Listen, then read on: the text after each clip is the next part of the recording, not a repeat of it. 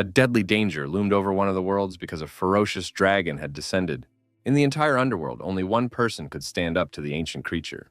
He was one of the 12 princes of the underground world named Bei Qi. To save the underground world, he cultivated for over 1,000,000 years and eventually subdued the great disaster. However, shortly after becoming the supreme ruler of the underground world and creating a military artifact, Prince Bei Qi passed away. His former subordinates rebelled, and countless treasures and territories were divided. An unfamiliar girl struck up a conversation with the protagonist during his walk in the park and told him this story. She claimed that Prince Bei Qi was the young man's ancestor, and now he had to accept the legacy. The protagonist's name was Lu Wu. He was in his early 20s, and he was a tall, handsome brunette. The stranger took offense when he called her a simple girl who had appeared out of nowhere. She claimed that she was almost as old as his ancestor. The girl's name was Bei Li, and her mission was to help Lu Wu inherit the prince's will, unite the underworld, become its supreme ruler, and take revenge on the traitors. She would be able to help fulfill this mission and become a loyal assistant to the future ruler.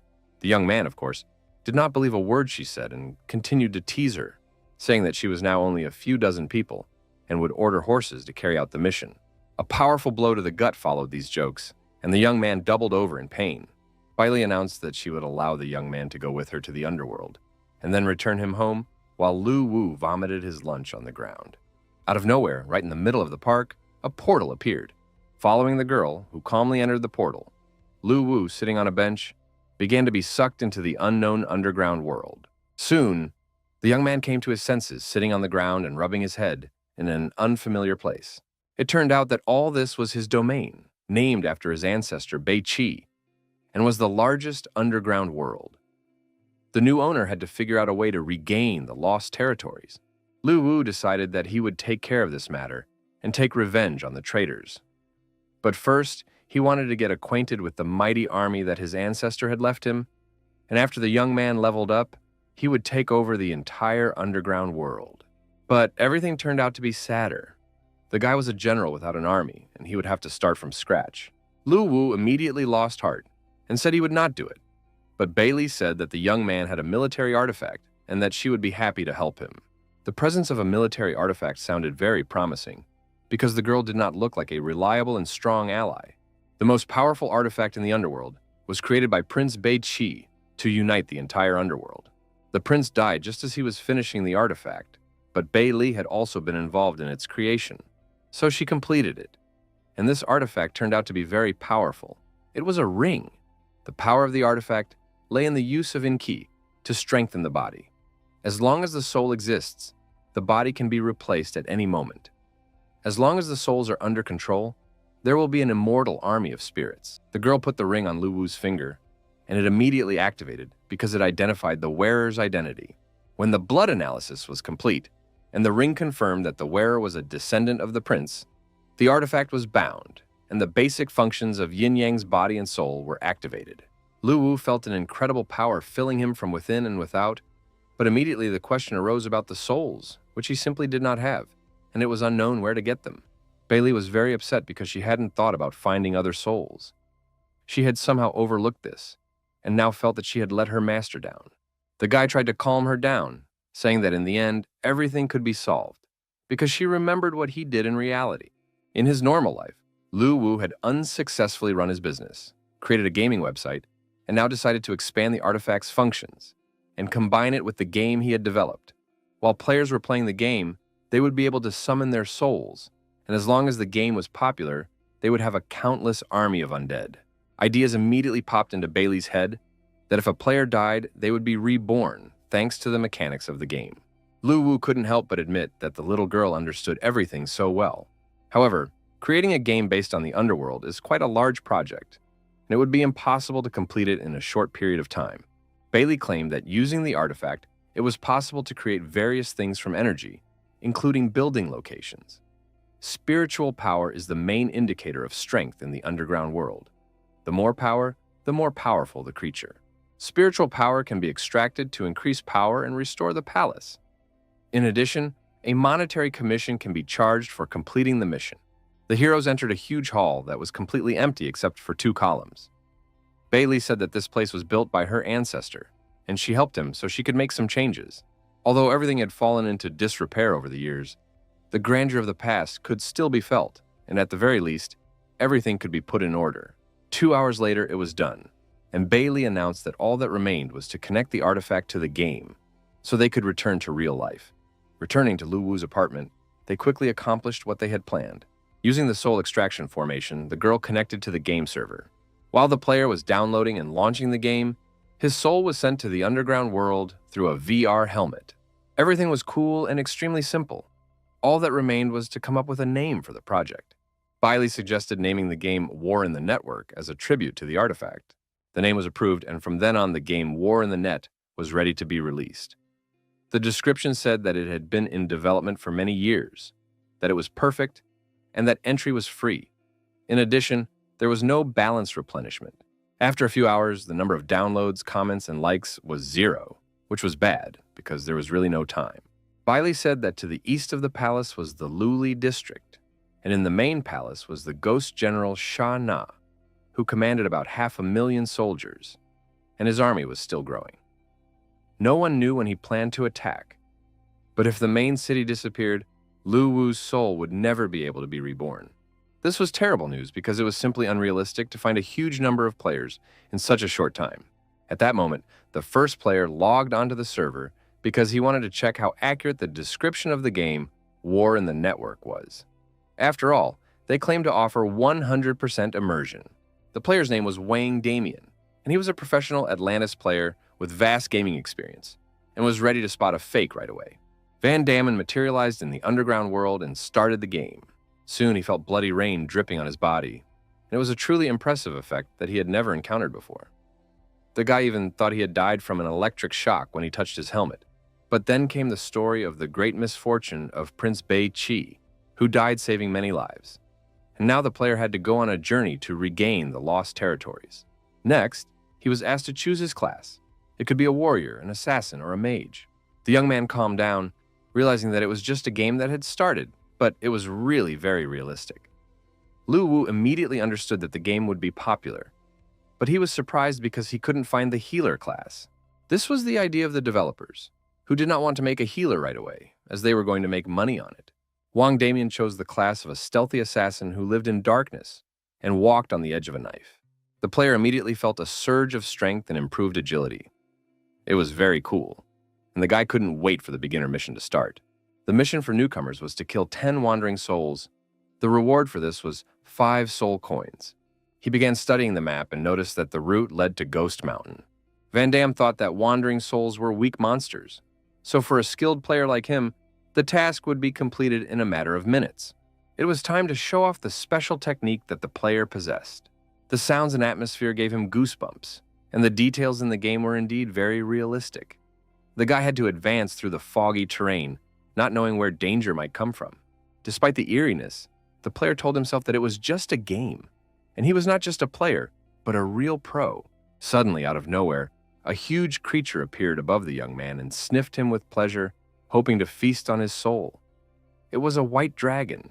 Wang Damen was stunned with horror. He found it strange that monsters for beginners were so scary. They resembled bosses from other games. It was very cool and reckless.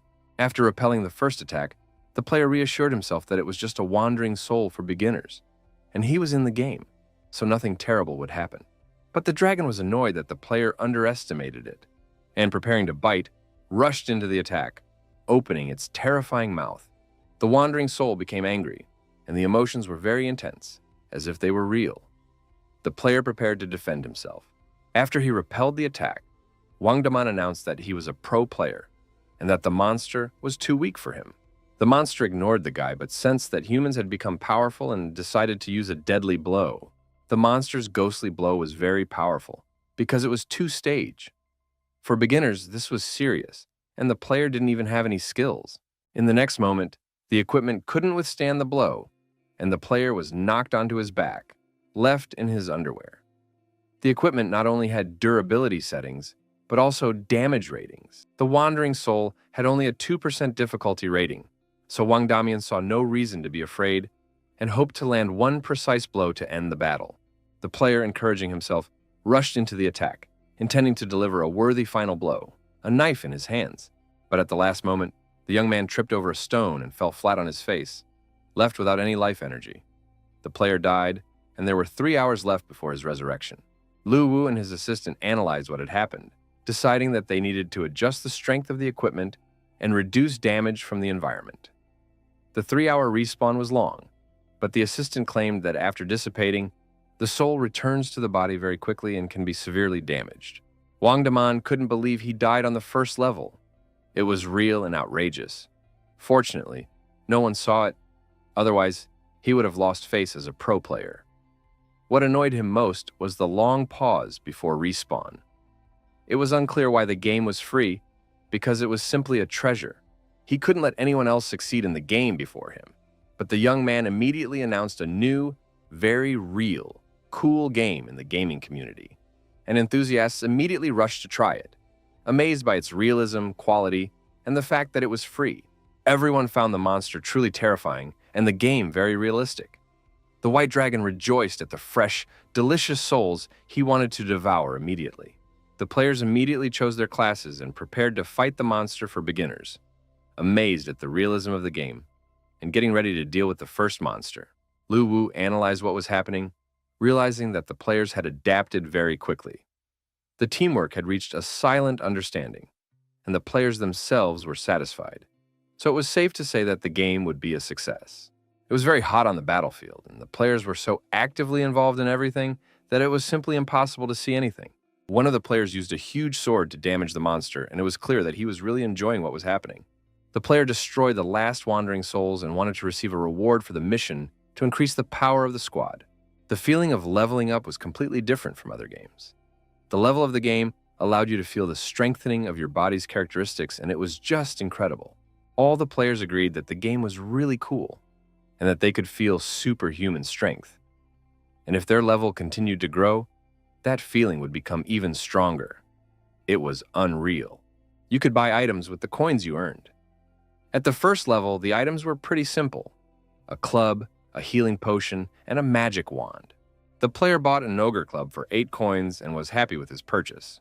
Having received a new weapon, he immediately felt stronger and announced that he would help other players clean up the souls in the village of newbies.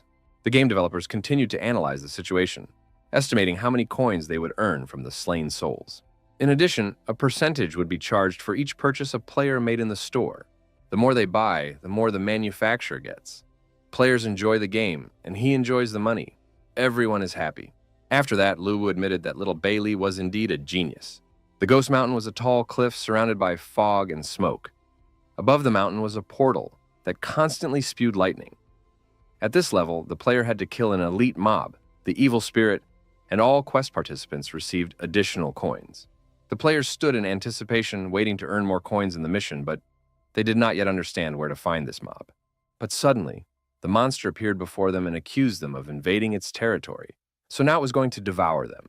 The evil spirit made a terrifying impression on the players. It was huge, with horns on its head, burning eyes, and enormous size. The most experienced player rushed into the attack.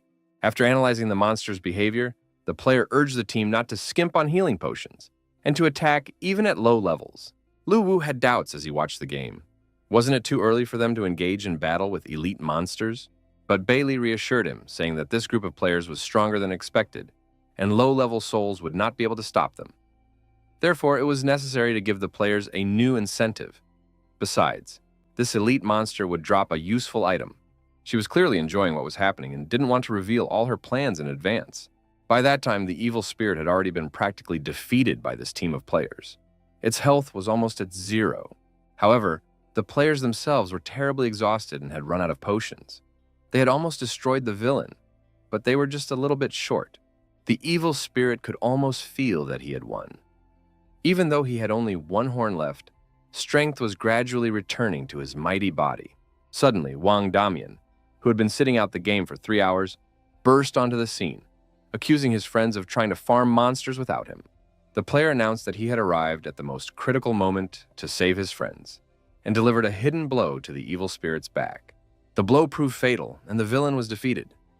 The players leveled up and felt a surge of strength and increased abilities. After defeating the monster, the game offered an elite item. This item turned out to be a small bead called the Ghostly Sphere, which could be sold in the store for 28 coins. The players did so immediately and then set off on a new mission. Lu Wu himself ate the bead, although he did not understand why it was necessary. The taste was rather strange, and then his body seemed to light up, and the guy felt warm and comfortable. With the help of the bead, he strengthened and improved his body. Bai Li claimed that even though he was a direct descendant of Prince Bai Qi, his physique was ordinary, and such artifacts needed to be used to improve the heir's body. The young man was beginning to believe in what was happening. He liked the feeling of power and decided to try to attract more players so that he could avenge his ancestor and unite the underground world as soon as possible. After 12 hours of play, the players received a notification that they had to log out. This upset the guys, who were ready to continue playing and extend their time, even buying more. Lu Wu didn't understand why the girl had programmed a forced exit from the game, because there were many tasks created for beginners, and they had plenty to do.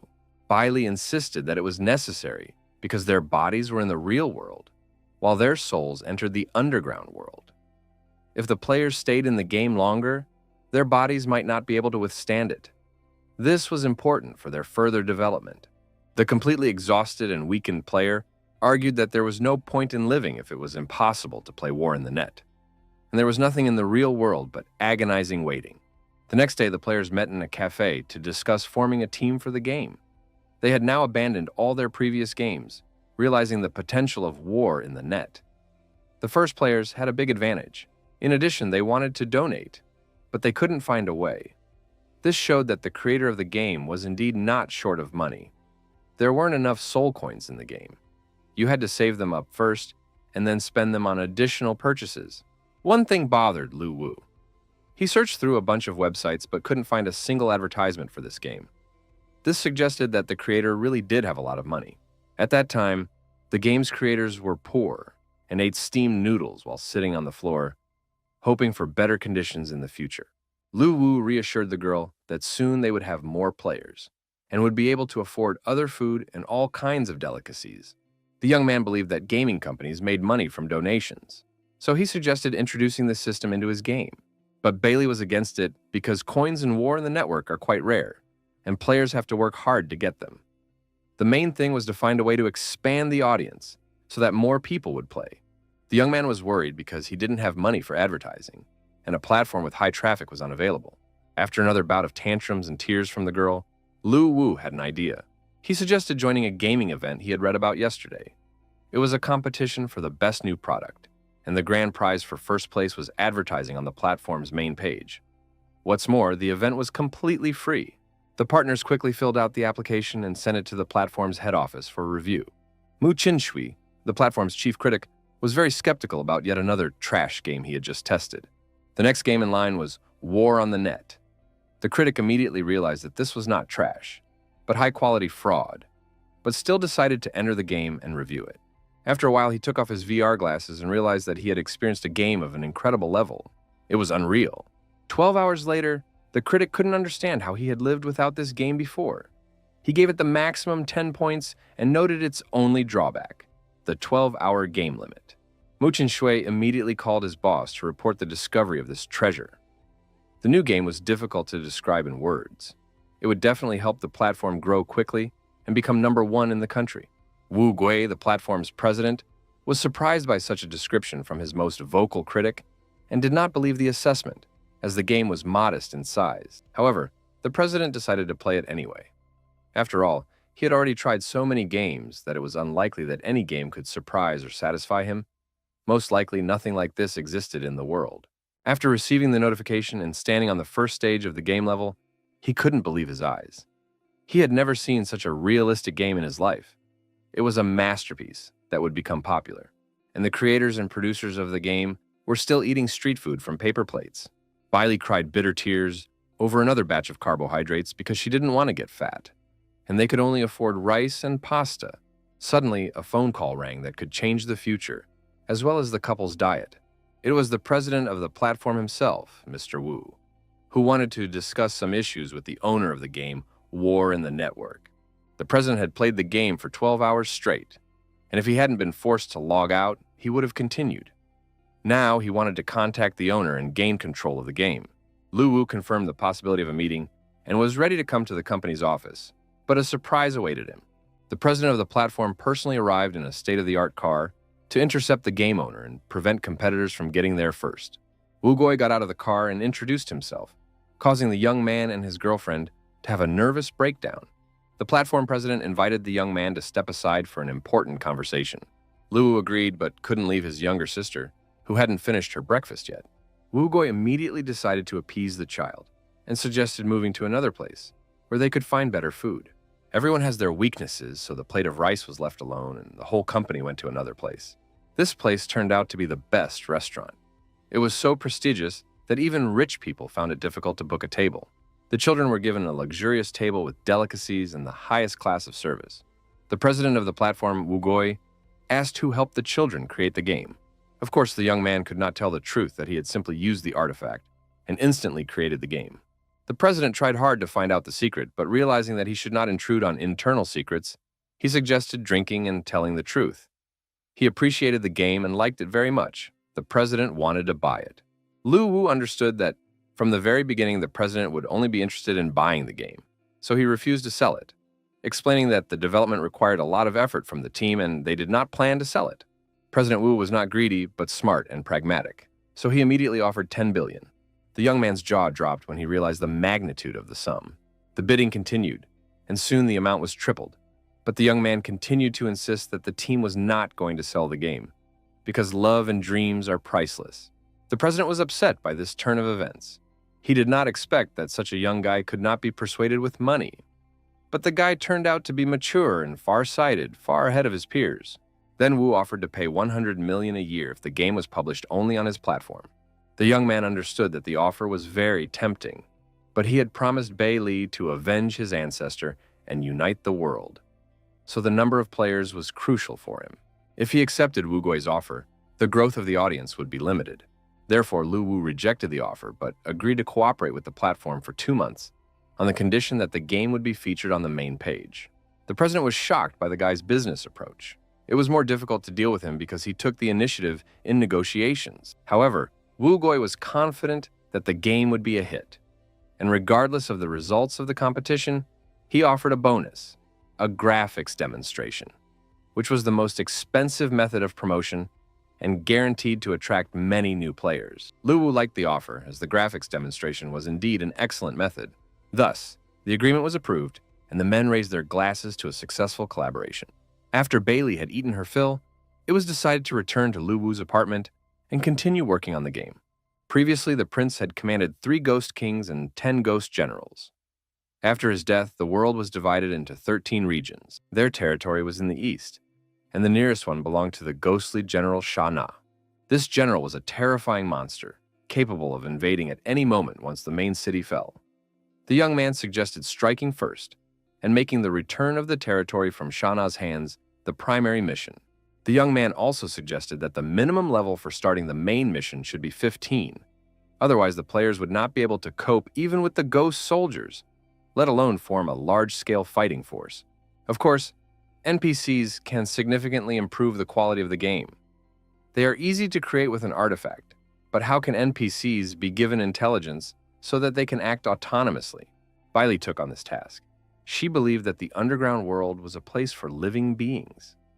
It was possible to search for those who were born in the underground world and had not yet developed spiritual intelligence, and then use an artifact to reorganize their souls and give them new memories.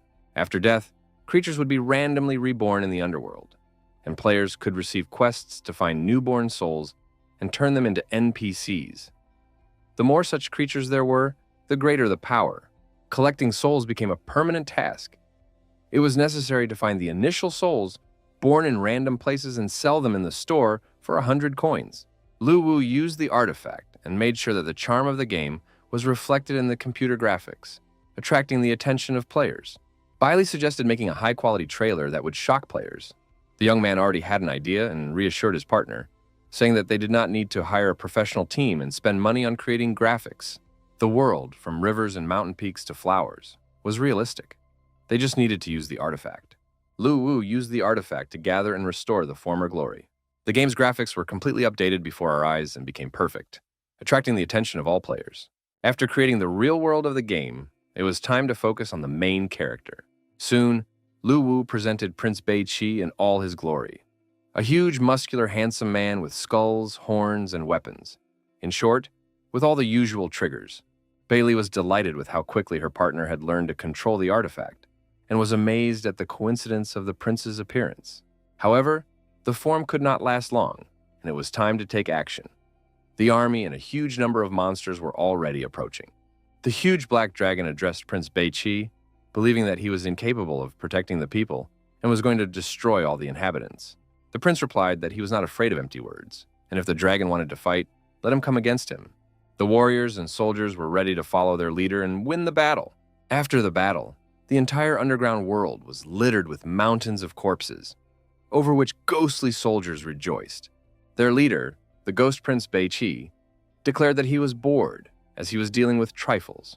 The black dragon admitted that he had underestimated his opponent, and that Bei-Chi deserved the title of prince. However, the dragon had already exhausted his strength, and the battle was not yet over. He decided to destroy Bei-Chi.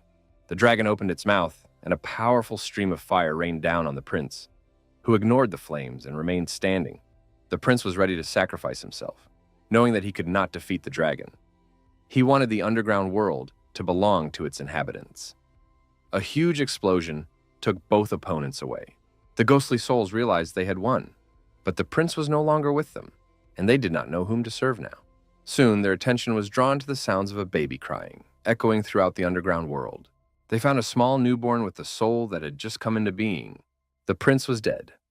"Long live the new prince," announced one of the ghosts, and lifted the baby in his arms, showing him to the other warriors. An important meeting organized by President Wu Gui was taking place at the platform's headquarters. Suddenly, the meeting was interrupted. Critic Mu Qinshui was a little late. He had been invited to the meeting by the president himself, even though he was a low-level manager and did not usually participate in such meetings. After all, it was Critic Mu who discovered the game War in the Network. Everyone present was told about the new game and given VR headsets. The president asked the critic to show the game trailer. Mu Qinshui had already downloaded the video, and the platform managers were able to evaluate the game. The reaction was simply incredible. From tears of happiness, joy, and emotion to cries of delight.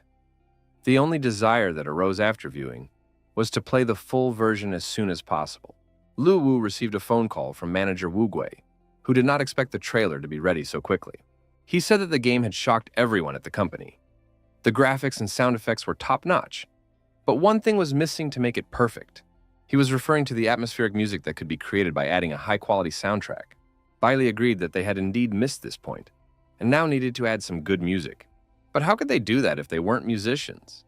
After all, creating thematic music would require hiring composers and paying a lot of money. Wu Gui didn't see a problem with this. The developers just needed to find a lyricist and a performer who could compose a beautiful soundtrack. Lu Wu decided it would be better to let players evaluate the game without music. That way they could play impartially and give an objective assessment. The platform president really liked this point of view because, from a realism standpoint, there really shouldn't be any music in the game, to make it feel like you're in an underground world. Wu Gui remembered that he wanted to show the guy the results of the game ratings. As a result, the game War in the Net received the maximum number of points, and now occupied first place. Starting the next day, the rating was to be determined by the players, and War in the Net was officially launched on the platform. Lu Wu realized that it was time to create the first NPC, since the game would be officially presented and players would start rating it. Bailey recommended creating an NPC guide for beginners. Players could add their own thoughts and habits to it to enrich the game. The initial souls that players sold in the store could be used to create NPCs with souls and consciousness. This guide would not only guide players, but could even win fans among them. Lu Wu created a real heartthrob that absolutely all players will like. He will be able to attract female players, and they will bring their friends along. The NPC was endowed with a full soul. He was very strong and, as a conscious being, could even attack. But the creature approached the young man, bowed to him, and greeted him, saying that he was glad to meet the descendant of Prince Bei-Chi. The young man did not argue and agreed to carry on the prince's will and to use the help of all his subordinates. The guide promised to do everything possible to help fulfill Prince Bei-Chi's last will. Lu Wu summoned the artifact to instill a new personality and sense of responsibility. Once players reach level 20, they can pay 50 coins to create a guild. At this point, preparations for the game's launch were complete, and all that remained was to wait for the players. At the Tenlong Game Studio office, they eagerly awaited the results of the game voting. Company owner Li Tianxia had spent more than 7 years developing his game, and was almost certain of victory.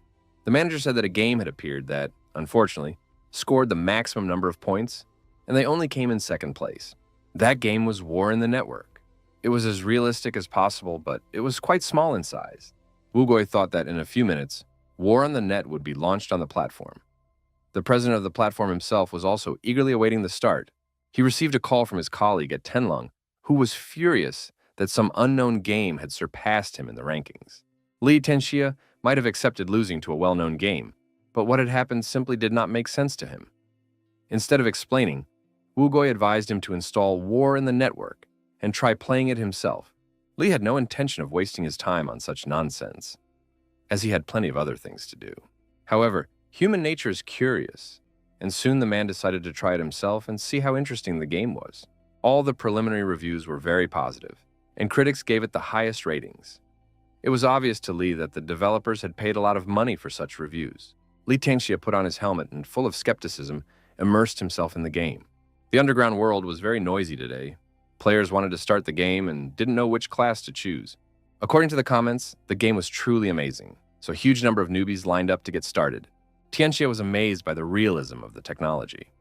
He dreamed of meeting the creators, realizing that they were truly talented. But soon his thoughts were interrupted by the voice of an old acquaintance. The president of the platform, Wugoi, entered the game himself and suggested that his friend not stand there rooted to the spot, but quickly go hunting for monsters before they disappeared. Li Tianxia was stunned when he saw the monster as well as Wugoi, who was already racking up points. It wasn't fair. After all, he had just said on the phone that he had an important meeting and couldn't talk anymore. But then he went to play. Wugoi suggested they hurry up and let Li deliver the final blow. Li didn't need to be asked twice. He drew his sword and rushed towards the monstrous creature, intending to destroy it and earn points. But at the last moment, the player was knocked back by a shield before he could deliver the final blow. A complete stranger with an axe in his hands smashed the monster's head, delivering the final blow. It was just a nightmare. No one had ever treated a player so despicably before. He realized that in this game, you had to act quickly and decisively. But before he could do anything, another player's sharp knife slit his throat. The game announced that he had been killed in the process, and now the resurrection and cooldown had begun. Li Tianxia was amazed by the game, even though he was an experienced developer himself. He also realized that not only he, but also Wu had been kicked out of the game in the same way. The number of players was growing rapidly and breaking all records.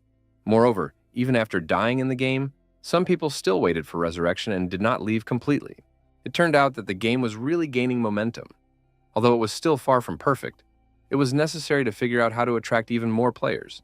It was known that General Shah had a huge army of soldiers and could soon invade the underground ghost world.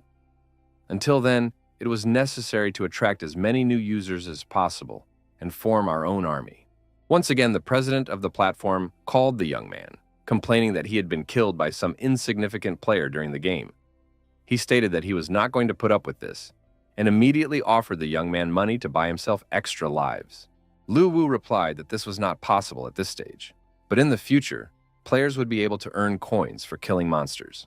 The young man currently only had 100 coins for personal use, and he offered to give them to the president as a gesture of friendship. Wugoi was amazed that the developer did not control everything that happened in his own game. Wugoi asked the young man to introduce him to the team that created such an amazing game as soon as possible. A few hours later, the weather in the Ghost Mountains was foggy and cool. Players Wu and Li lay in wait, waiting for the right moment. There were noticeably fewer players in this part of the world. Soon, they saw 2 players fighting a monster. One held a shield, while the other attacked the beast. The offenders watched this fight from the bushes, now waiting for the right moment. Finally, they decided that the time had come and rushed into the attack to take their revenge. With swords in their hands, the players rushed at their opponents, intending to knock them out of the game. Wugoi destroyed the guy with the shield with a sword strike. Li Tianxia, however, was not so accurate. The female player managed to avoid death. You'd be hard-pressed to find a more clumsy oaf. The girl indignantly declared that she didn't understand where these 2 jerks had come from, since she had been quietly playing the game with her partner. Li Tianxia said that they still had the advantage, and that the other players shouldn't worry. At that moment, the monster had already regained its strength and was simply enjoying the speeches of these wonderful souls who now belonged to it. Loud screams and curses rang out in the Yi family's house. Yi sure was furious. She needed to take revenge on some stupid players for kicking her out of the game. She called the butler and ordered him to invite her brother and his people. At the headquarters of the Wugoi gaming platform, he decided to hold an emergency meeting and ordered all employees to gather in the conference room. The Tenlong Game Studio headquarters was also bustling with activity. No one left their posts. Ye Chung and his people came to his sister at the first invitation, not understanding who dared to offend her. His sister said she would tell her brother everything, but first, the butler had to bring the boxes. The girl explained that knives and guns were useless in this situation because she had been attacked in the game and then killed by a monster. To say that the guys were stunned would be an understatement. But Chung loved his sister very much, so he ordered his men to prepare, choose their specializations, and go after her. This is how the Guardian Angels Guild was created, headed by Zur and Cheng, whose surname was Ye. In the game, they crossed paths with the Avengers Guild, consisting of President Wu Gui, company owner Li Tianxia, and their subordinates. The developers watched the battle in the game with interest. Although the guilds were not yet officially registered, two factions had already emerged, and a conflict had broken out between them. Until they killed each other, there would be no peace. However, the price of soul coins rose sharply because they could be used to increase one's power, and the developers became millionaires overnight. But soul coins were also very important to the developers themselves. They were needed to create Prince Bei Qi's army. Therefore, they could not sell them and were once again left without funds. A huge amount of soul coins was needed to restore Prince Bei Qi's palace. Although there weren't enough yet, the young man thought it would be easy to deal with. The young man decided to sell 500 soul coins to start with. To this end, he intended to use a combat artifact to pass himself off as an ordinary player. The young man chose to specialize as a mage. Initially, the mage was not particularly strong and, apart from chi energy, had no special skills. But Lu Wu had no intention of fighting. He just wanted to sell coins. The mage had enormous potential. As soon as the palace was restored, he would have access to a multitude of techniques and tricks. If a section for acquiring skills was added to the shop, the player's strength would grow not by the day, but by the hour. Then, the current mage would surely reveal his potential. The young man took the form of a huge flying magical kite, received the player's coordinates, and set off for the meeting. Bailey noted with satisfaction that the young man was already confidently using the combat artifact.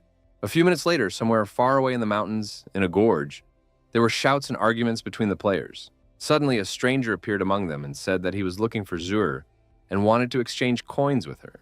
The girl came out to meet him. She wanted to know who he was and why he was looking for her. He explained that he had soul coins that he was willing to sell to her. Zur was very skeptical of the young man's words, because he belonged to the class of mages, the weakest type of players. The girl couldn't believe that this stranger had as many as 500 coins, but she was extremely pleased to hear the news. She immediately figured out where he could have gotten them. It all seemed extremely suspicious. The mage decided to place the coins in the transaction column and offered her to see for herself. Seeing the number of soul coins with her own eyes, Zur felt truly happy and confirmed the purchase. She instructed her accountant to transfer the required amount, already thinking about what she would spend the coins on. Lu Wu was amazed at how little money meant to these people, and how easily they could trust strangers. When asked where he got so many coins, the young man said that he had been very lucky in his soul collection task, and had been able to get all the souls and exchange them quickly. The accountant announced that the money transfer was complete, and the young man could check his account balance. Bailey whispered to him that the money had arrived, and he had not been deceived. The magician announced that he would not check because they had trusted him, and he, in turn, had also trusted them and transferred all the coins to Zur. After that, he thanked them for their cooperation and said that he would contact them again next time if new coins appeared. The girls were very impressed by this behavior because the magician received a huge sum and did not even bother to double-check. Maybe he was too rich, but their thoughts and dreams about a rich and charismatic guy were interrupted by the news that players from another team were lying in wait. These were not representatives of the Avengers Guild, but elite mobs. The elite mobs were demons on wolves. They were a truly terrifying bunch and had come to find out who dared to invade their territory. Lu Wu finally treated his girlfriend to a feast, buying all her favorite delicacies, because now they had a lot of money and could afford it. The young man said that when he left the ghost world, Zur's team was attacked by ghost soldiers. These horsemen were led by Shana, The young man was struck by the size of his army, but it turned out that as the number of players increased, so did the number of enemies. This was very good, and players needed to be given the task of exploring General Shana's territory. This would make players understand how things really stood and encourage them to spend soul coins on their upgrades. Lu Wu immediately activated the combat artifact and set the access level for the task to no lower than rank 15. If weaker players went there, they would die immediately. High-rank players had no choice but to accept this quest, and there they would be able to fight the ghosts. Since players constantly respawn, they are ideal for exploring the lands. Once enough information was obtained from them, a further strategy could be developed. There were many players in the ghost world who tried to divide themselves among the guilds. They begged for their applications to be accepted and guaranteed to earn a lot of money. The Great Dragons Guild, led by Madamada, accepted all willing players, but preferably those with high levels. A player with the nickname Blade in the Soul approached the guide to get information about General Shana. The guide said that the prince of these lands, Beichi, had raised the general, but he had betrayed him. The general now had about 500 soldiers who had captured the Luli area. If you went there on a reconnaissance mission, it would be best to take care of your own safety. The Great Dragons Guild immediately decided to go on this mission. They planned to easily deal with the general's ghost warriors. Lu Wu noted that the Great Dragons Guild was indeed made up of real professional gamers, and they had already left on the mission. But the poor guide was unlucky. He was surrounded by female fans who showered him with compliments, trying to find out what he'd like to do in his free time.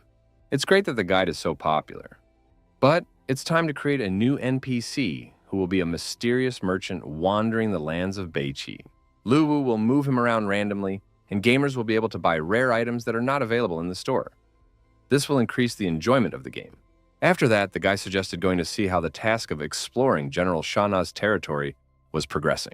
Bailey was a little worried about this, because the players were at odds with each other, and now they had to work together to fight a single villain. The young man reassured her, saying that all these issues would be resolved very soon. A camp of demonic horsemen had been set up at the junction of the Luli and Hades regions. Several players used stealth techniques to conduct reconnaissance and discover that there were a huge number of soldiers inside the camp. Alone, the humans would not be able to defeat them. At that time, another guild that had appeared in the area was behaving very noisily, attracting the attention of the demon soldiers. It became clear that there was no time to escape, and that they would have to fight them in battle. And death would be heroic. The battle began. The players fought desperately and killed the mobs quite well. Half an hour later, all the high-level players were still able to fight. Although they suffered losses, the battle continued. The players were unable to cope, and it became clear that the Great Dragons Guild would not survive. Perhaps it was too early to take on such quests. If they kept losing, all their enthusiasm would disappear. At that moment, the Guardian Angels Guild, which had bought new equipment, approached the battlefield.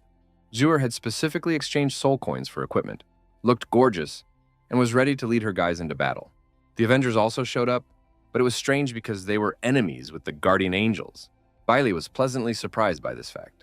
Lu Wu watched the proceedings with satisfaction. He was as confident and calm as his ancestor. The guild leaders agreed to deal with their enemies first, and then resolve their issues among themselves. The battle continued with renewed vigor because 2 new guilds had joined the fray. Everyone wanted to punish the villains as soon as possible. Reinforcements were in place, and now the gamers were easily killing their enemies. Bailey said that, judging by all appearances, someone was watching the young man. The demon commander nicknamed Madman joined the battle. Once he was killed, the other warriors would automatically disappear. Zhuer and her guild rushed into the attack without knowing who they were dealing with and paid for it with their lives, because the enemy was much stronger and beheaded the girl. Chung was furious when he saw what had happened to his sister. He called on all players to avenge her death. Players from all sides attacked the demon commander. They no longer cared who got the points or who delivered the final blow. They were driven by revenge. The players realized that they first needed to behead the commander and then deal with the rest. But the enemy was incredibly powerful, and his blows damaged the players' weapons. The representatives of the Avengers Guild also decided to destroy the commander immediately, rather than waste their time on minor demons. The madman sat on a huge, monstrous wolf and was confident in his strength, treating his opponents as if they were mere ants. He easily dealt with all the players who attacked him and repelled their attacks so strongly that pieces of their bodies flew in all directions. Even Lu Wu and Bei Li, who were watching the battle from their ambush, were hit. The young man realized that the gamers' camp had been completely destroyed with just one blow. He had clearly underestimated the power of the demon commander, since even the strongest group of players did not have enough strength to fight back. It turned out that the enemy could kill everyone. Perhaps it would be better for the players to explore other regions for now and avoid the territory of Liuli. Luwu created a screen recording feature that would help promote the game. Gamers would be able to post recorded videos, and people would learn about it. 3 days later, the exploration mission in the territory of Luli turned into a confrontation between 3 guilds. But thanks to this battle, the players gave up their hatred for each other and began to act together. The leaders of the 3 guilds even held a meeting and decided to unite to deal with the demon commander's camp. As a result, the price of soul coins rose again, and the screen recording feature increased the number of gamers. Due to the influx of new players, minor glitches were discovered. People tried to resort to hackers to quickly level up their characters, but they were disappointed. The game wore in the networks from the human brain, and no hacks can help. The forum where players shared their impressions, gave advice, and left useful information was very helpful in the development of the game. Soon a map was posted showing the distribution of monsters in different areas of the mountain range, drawn by hand. A gamer named Lo King used the screen recording function when developing the map. He hardly fought any monsters, but immediately started the game by exploring the world. Lo King's map featured areas that players were already familiar with. A player named One Hit One Kick had a very interesting fate. He used to work as a firefighter and lost his limbs while responding to a natural disaster, becoming disabled. He was very disappointed in life and in himself, and only after entering the game did he feel like a complete person again. When the man saw himself in reality and felt the presence of his limbs, these sensations were so real that he cried. It was wonderful. The game gave the man a zest for life and hope. Therefore, it was necessary to continue working on realism. Luwu decided that War in the Net did not necessarily have to be a game related only to wars. It could become quite thematic. For example, after completing the task of destroying General Shana, players could receive some additional options. For example, fishing enthusiasts could enjoy fishing in the Sea of the Underworld. And if gamers destroyed the King of the Rock demons who lived on the Cliff of Despair, they could cultivate spirits in that location because the environment allowed it. Players could have their own pets and teach them martial arts. Luwu was confident that his game world was full of possibilities, and that anything players could imagine could be brought into the game. As the map was gradually explored, more and more people entered the game, and the ghost world became accessible to everyone. The border between the regions of Luli and Grados was packed with demon troops. Scouts reported to their commander that the gamers who had fought them a few days ago had been forming small groups and constantly looking for new ways to attack. The demons expected the gamers to be afraid of dying and to flee, but they kept pushing forward like parasites, and only a powerful blow from the demon commander, the madman, was able to stop them. The demons watched the part of the ghost world where the gamers lived and marveled at their powerful energy. They understood that this power resembled that of Prince Bei-Chi in terms of its strength and quality. The gamers also watched the mobs and realized that their activity increased the demons' aggressiveness. But that was great because they no longer had to run around looking for enemies. The enemies came to them. The gamers happily welcomed the demons who came to fight them. The players declared that they had come from Prince Bei-Chi. The mobs understood that the gamers were provoking them, but were amazed by their courage and audacity. The mob commander had witnessed the rise and fall of Prince Bei-Chi with his own eyes, so he ordered his servants to destroy the imposters. A battle began between the players and the demons. Bailey was very worried. She watched the dynamics of the game and noticed that the commander of the ghost soldiers had gone on the offensive, and the players were constantly dying. Luwu said that everything was part of his plan and there was no need to worry. The battle continued desperately, and even the mob commander, Mad, joined the attack.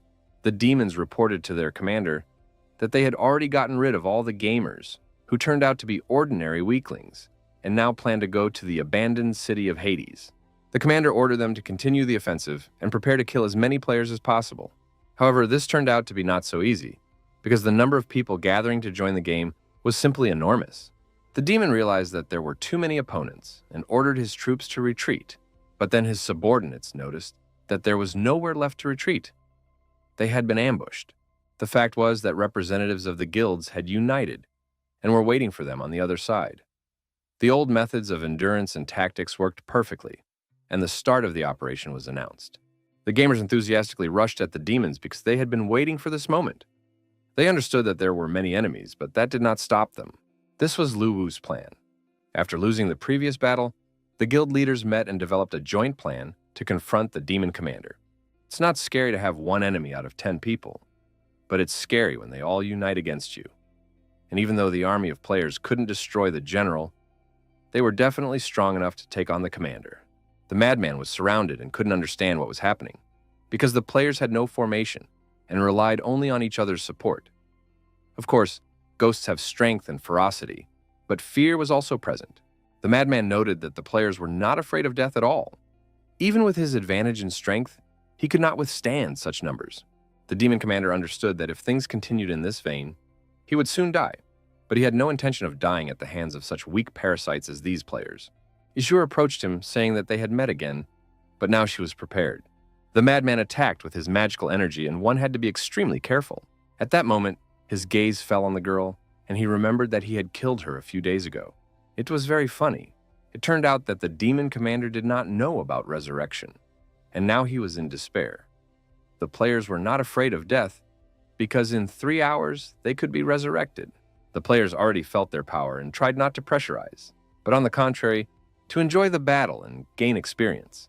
The madman directed powerful energy from his eye, trying to harm the people in any way he could. This energy again led to a powerful explosion, and huge rocks and pieces of soil scattered across the playing field. At about the same moment, a notification came that the mission had been completed due to the killing of the demon commander, and his equipment was now available to high-level players. In addition, an accessory from the set of runic artifacts could be sold for 500 soul coins. The demon commander's equipment was immediately analyzed for value. Lu Wu did not understand what was happening, but the girl explained that she had created several hidden classes of artifacts that were used by the prince's fighters to create warriors. This artifact was called the Ninth Demon Energy, and with its help, it was possible to devise a plan for the runic warriors. Runic wars sounded very impressive, and the player's strength increased significantly after a fierce battle with the demon commander. Lu Wu hastened to learn about the talisman and the runic warrior, about which he had no information. A rune warrior is the system name for a special warrior created by Beiqi's first spell. To make it, the blacksmith had to smelt many materials. Although the process was complicated, the result in the form of the warrior's strength was impressive, and with the help of the combat artifact, it was possible to save on many procedures. Bailey wanted to carefully study the rune and add the template to the artifact to create a hidden class of warriors. However, the girl did not know if a player who had received the talisman would ever appear and when he would admit it. It was unknown how quickly the player would put the talisman up for sale. It was a completely useless item for players, but it could fetch as much as 500 soul coins. The next day, a new quest was ready, which was to reveal the rune warrior, and Wang Damian enthusiastically took it on. But then he remembered that he was a representative of the assassin class, and therefore he urgently needed to become a berserker. All the berserkers had changed classes, and now it was unclear what would happen to the assassins. To gain supreme power, the berserker renounced his weapons and used himself as a vessel, carving the runes of heaven and earth that formed his body. His weapon became a glove with runes carved on it. Van Damme was simply happy. The power was very strong and explosive, shocking even its owner, the player. Death watched what was happening and was already close to the player. The attacks were affected by the defense and fell off the player like raindrops. In addition, he possessed tremendous speed, which gave him the advantage of rune. The first task was to demonstrate the rune warrior, and after completing it, Wang Daman was amazed at how cool and invincible the rune warrior was. His perception of warriors on the battlefield was completely overturned. The update soon added a new class, the Berserker Rune Warrior, as well as a new NPC class change instructor named Master Chu. The game was constantly evolving and becoming more and more attractive to players. Rune Warriors turned out to be a very successful idea. Bailey had no intention of stopping and began studying mage transfers. She planned to release 3 new directions in the near future. The Clan Curse system was good for control and destroying states. The Demon system was effective when losing, and the Soul Monster system was useful in every formation. Bailey still hadn't figured out the assassins. She needed additional material to change and create new professions. Each character and their characteristics had to be carefully worked out. It was impossible to act at random. Lu Wu sincerely thanked his partner, saying that she worked very efficiently and with great concentration, so the young man was ready to buy her delicious food to please and stimulate her work. In a dark dungeon near the coast, demons appeared before their king and reported that the Sea King would continue to recognize the Lord's status as the ruler of Liuli if the offerings of yin spirits continued. General Shah did not understand why Prince Bei-Chi did not dare to show his face and treated him like an ordinary hooligan. The messenger who crossed souls brought more bad news. The commander of the 3rd Ghost Cavalry had been defeated. The general knew that Madman was at the junction of the districts and did not understand how the demon commander could have died in such a safe place. The messenger added that not only the mad commander had died, but his entire squad. The general was furious. He did not want to believe that any of his own people were involved in this tragedy, such as the king of the rock ghosts, who had been suppressed immediately after the occupation of the Northern Territory. Someone else must be waging a secret war against them. The developers re-entered the game to correct the situation on the spot. After the introduction of screen recording, the number of players in the online war increased sharply, and the soul coins finally reached the 50,000 mark. Therefore, it was decided that it was time to officially restore Hades, and Lu Wu very quickly and professionally used the artifact for this purpose. Everything went wonderfully, and the reconstruction of the mansion was a success. The design was wonderful, and a repository of Buddhist canons appeared in the temple. The repository contained all the cultivation techniques and combat skills that Prince Bei-Chi had collected throughout his life. Soon, the repository will be available to players, and since this place was intended for cultivation, it was decided to name it the Cultivation Pavilion. Lu Wu suddenly felt the energy flowing out of his artifact. The creation of the Cultivation Pavilion began. The combat artifact and all the traditions of the original repository were preserved and observed, but transformed into a more convenient and suitable place. In other words, the Cultivation Pavilion became a kind of artifact itself. The humanoid phantoms were combat artifacts that turned everything into something convenient for players to use. All you had to do was click on the image to see a detailed description of the skill and a demonstration of it. It was very convenient, but expensive, so gamers would have to leave a lot of soul coins in the Cultivation Pavilion to learn something. Bailey confirmed that, without reaching a certain level, even with the necessary amount of coins, it was impossible to get in. After that, Lu Wu decided to carry out another renovation of the Cultivation Pavilion. It was necessary in order to simplify its use and improve the interface. The ghostly figures were labeled with their specializations: warriors, assassins, or mages. Then the 3 main zones were divided into 5 more levels of cultivation, from primary to royal level. The royal cultivation level became the most powerful and beautiful, and was only accessible to highly skilled players. Since there were so many players, parallel spaces were developed to accommodate a large number of players at the same time. They were more like separate servers. The first notifications about the opening of the Cultivation Pavilion were sent out, and immediately magicians rushed to improve their abilities. They were offered to learn how to control energy in order to summon soldiers, and were given all kinds of techniques to speed up the process several times over. In addition, there was the dark erosion of mages, the skills of dark thoughts, and it was possible to learn this technique. A mage haunted by evil thoughts could summon evil spirits, subdue them, and turn them into his defenders. The mages were happy because their class had been completely ignored before, and now they had the opportunity to learn something new, and that was wonderful. Bailey was glad that with the help of her new partner, she had made so many players happy. Lu Wu decided that the changes were complete for now, and suggested that his partner go and improve the game. Now, players who had fully explored the entire area could access it at any point for teleportation. Thanks to the Rune Warrior, the Berserkers began to leave the abode of the dead in search of materials for teleportation. Every time they were resurrected, they had to retrace their steps from beginning to end.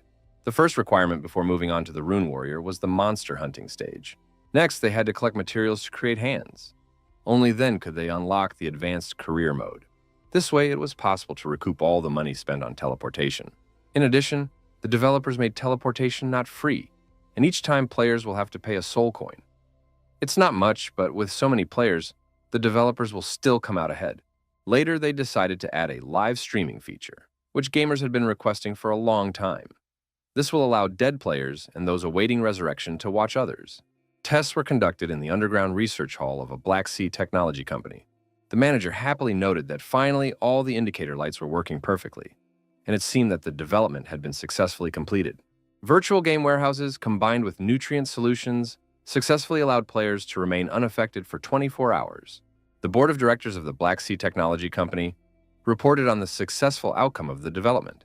and now their virtual game warehouse was working successfully, as reported by the company's director, Chen. The company's task was to bring these virtual warehouses to market, and it was decided to find game sellers to collaborate with. The meeting was interrupted by the director's assistant, who announced that Company A had just announced the creation of a virtual warehouse at a press conference. The girl immediately turned on the broadcast of this press conference to show it to everyone present.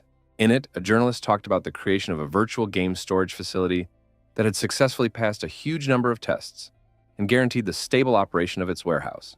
President Wu said that Company A had just found him, and he had decided to collaborate with them on the basis of the game War on the Net.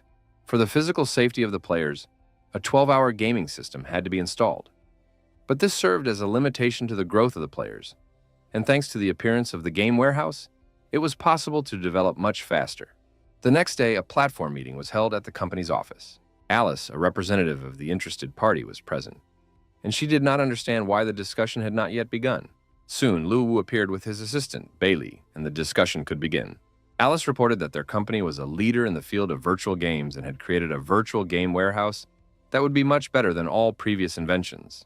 After explaining the essence of her project, Alice announced their terms, which consisted of an annual payment of 20% of the game owner's profits. Everyone was very interested in the project, but the payment was too high, so the representatives could not make a decision on their own and waited for confirmation from their superiors. Alice said that the game warehouse would be at the disposal of the game owners and would attract a new wave of players. Developers would enjoy themselves and earn a lot of money. Lu Wu immediately stated that he was refusing this project, and now Alice wanted to know which company he was from, as he might simply not have understood what she was telling him. President Wu tried to slow down and explain to the young man that these were commercial negotiations, and if the terms of one side were not satisfactory, they could be discussed and possibly changed. Lu Wu stated that he would not change the specifics of the game, which he had developed so long and carefully, making it completely realistic. The presence of a warehouse was unfair to the game, and so he left the meeting. At this time, one of the players in the game decided to tame a corpse wolf, and the young man watched with interest. The player believed he was close to success and wanted to reduce the wolf's health to a minimum. The poor wolf was tied to a tree to lower its vital signs, but black energy continued to flow even into the immobilized animal. This black energy was spread by a representative of the monsters of the underworld. He destroyed the wolf just to prevent it from being tamed. Then he reached out his hands to the players and continued to spread his dark energy. Soon, the players found themselves entangled in dark bonds, the players themselves, as well as their weapons. This dark mist prevented them from breaking free, and soon the players turned into puppets caught in a trap. After that, the unfamiliar demon addressed the players, saying that now he would ask questions, and they were obliged to answer. The demon was interested in where the players came from and why the ghost commander had died. The gamer guessed that he was facing General Sha Na and demanded that his bonds be loosened because he couldn't breathe. The player did not understand why a simple mob had such power and insisted that the players were not afraid of him and demanded to be released so they could fight him one-on-one. The gamers threatened that if the ghost killed them, they would definitely take revenge when they became stronger again. This made the ghost laugh because he knew that the players had no idea who he was. But he was Sha Na, responsible for storing souls. He believed that there would be nothing left of the players and continued to tighten his grip. However, the ghost soon realized that he was unable to quickly defeat the players, which meant that they had some kind of powerful force protecting their souls. Therefore, he decided to destroy their bodies and see where their souls would go next. He intensified his fog, and in the end, only the shells of the players remained. The ghost noted that there was not the slightest influx of soul power. In addition, the integrated souls disappeared without a trace. This did not correspond to any laws, because after the death of a creature, the soul begins to rotate. The power slips away and merges with the rest of the world. But the current situation was completely different. The players noticed a stranger standing in the distance. One of them suggested that the stranger resembled a hidden mob, a mysterious merchant. The players decided that they could strike it rich and become wealthy because the mysterious merchant had many soul coins and expensive goods. They approached the figure and asked if he was selling goods, demanded a discount, and wanted to look at the goods themselves. The stranger did not turn around, silently listening to everything they said. Then he turned to the players and asked if they knew the details of the ghost commander's death. The players did not like the smell coming from the stranger at all, but they thought that he simply possessed some unknown technique and did not pay attention to the black mist that began to envelop them. But then the stranger couldn't take it anymore and said that they were talking complete nonsense, so they had to die. The same changes occurred with this group of bodies and souls, and they also disappeared. But the ghost had an incredible idea, which he now needed to verify for himself. Lu Wu and Bailey realized that Shana had gone on a reconnaissance mission and wanted to find out more about the messenger who crossed souls. The messenger who crosses souls is the highest position of the king and general of ghosts, responsible for storing and transferring souls. Each ghost king and general was assigned a messenger, and they had different strengths and weaknesses and were skilled in sacrifices. The yin soul was different from the original soul. It was similar to a material and could be used to create weapons and equipment. It turned out that the ghost king and general did not have much influence, and all the power was in the soul, which was almost impossible to kill. It could dissolve into the shadows at any moment. And now he had come to the abode of the dead. The ghost couldn't believe his eyes when he saw the reborn and rebuilt Hades. This could only mean one thing, that King Beiqi had returned. But the ghost had seen the king's death with his own eyes and watched as his soul left his body. It was a vivid memory, and the ghost could not be mistaken. The ghost, who crossed souls, demanded an explanation and wanted to know who had appeared before him. Although he already guessed, he still couldn't say it out loud, because then the messenger's worst nightmare would come true. Before him, in all his glory, stood Prince Beiqi. The messenger bowed respectfully to his master, saying that he realized his mistakes and was ready to die if it would help to fix everything. The prince could not allow the messenger to find peace so easily after his betrayal by simply dying. The messenger was ready to atone for his sins and do whatever the prince commanded. He promised to help the prince regain all his lost territories and glory, but he did not believe that this was the real Prince Beiqi, because the latter would never have let the envoy go. Beiqi confirmed that the murder of the ghost commander was the work of his men, and that the messenger himself would be next. But then the ghost attacked the prince, saying that he did not believe in his existence, and that someone was most likely just pretending to be Prince Beiqi. Lu Wu said that he was not a prince, but that the blood of Beiqi flowed in his veins, and he must inherit this land. Bailey unexpectedly bit the guy's hand, saying that the messenger would have to confirm the presence of his master's blood. And indeed, the ghost felt the familiar blood. He recognized the overwhelming power of the lineage and agreed that he was facing a descendant of Prince Beiqi. After that, Prince Beiqi demanded that the messenger who crossed souls surrender or die. Before answering, the messenger asked if the beings who called themselves players were human, Beiqi. If these players were destroyed, their souls would not disappear. The person who created them had mastered the law of reincarnation, and the messenger realized that he was facing a very powerful being, for even Prince Beiqi did not possess such power. The young man's patience was running out, and he asked one last time what choice the messenger would make. The ghost knelt and said that Du Yan's subject welcomed his new master and would be loyal to him, just as he had once been loyal to Prince Beiqi. Dark forces were gathering on the coast of the sea in the Luli area. The ghost returned from reconnaissance and reported to the general. He found the remains of a tree demon in the camp and believed that it was he who, together with his people, had decided to encroach on this area and move General Sha Na. The general sent a messenger to the Sea King to confirm his agreement to make sacrifices. But it was necessary to simply wait until the general broke through the Ghost King's kingdom and captured the northern territory. Lu Wu, sitting at home, came up with new game bonuses to appease players who were asking for a new game platform to be launched. But this was not possible at the time. At this time, gamers in the game made their way into the general's territory and began a live broadcast. The Sea King began to emerge from the sea, calling General Sha Na to battle. The players were amazed by the mere sight of the Sea King, Poseidon. Poseidon really did look impressive, and the players hoped to just stand aside and watch a real battle between mobs. Poseidon continued to shout at the top of his lungs, calling on General Sha Na to come out and respond. The general personally appeared before the Sea King, not understanding why he was making such a fuss and what he wanted. The huge, ferocious general demanded that the Sea King not get carried away. The situation was such that the villains themselves were confused and did not understand what was going on between them and why they were so fierce towards each other, while someone else was just pitting them against each other. The general accused Poseidon of invading his territory without permission and daring to look him in the face. Poseidon called the general a nobody compared to Prince Beiqi. The general promised to roast the Sea King and get rid of all his assistants. Poseidon warned that it was impossible to refuse his offer and was ready for battle. The general did not understand why the messenger did not confirm that Poseidon's terms had been accepted. A misunderstanding arose. The general tried to explain himself to the Sea King, but the latter no longer wanted to listen to him.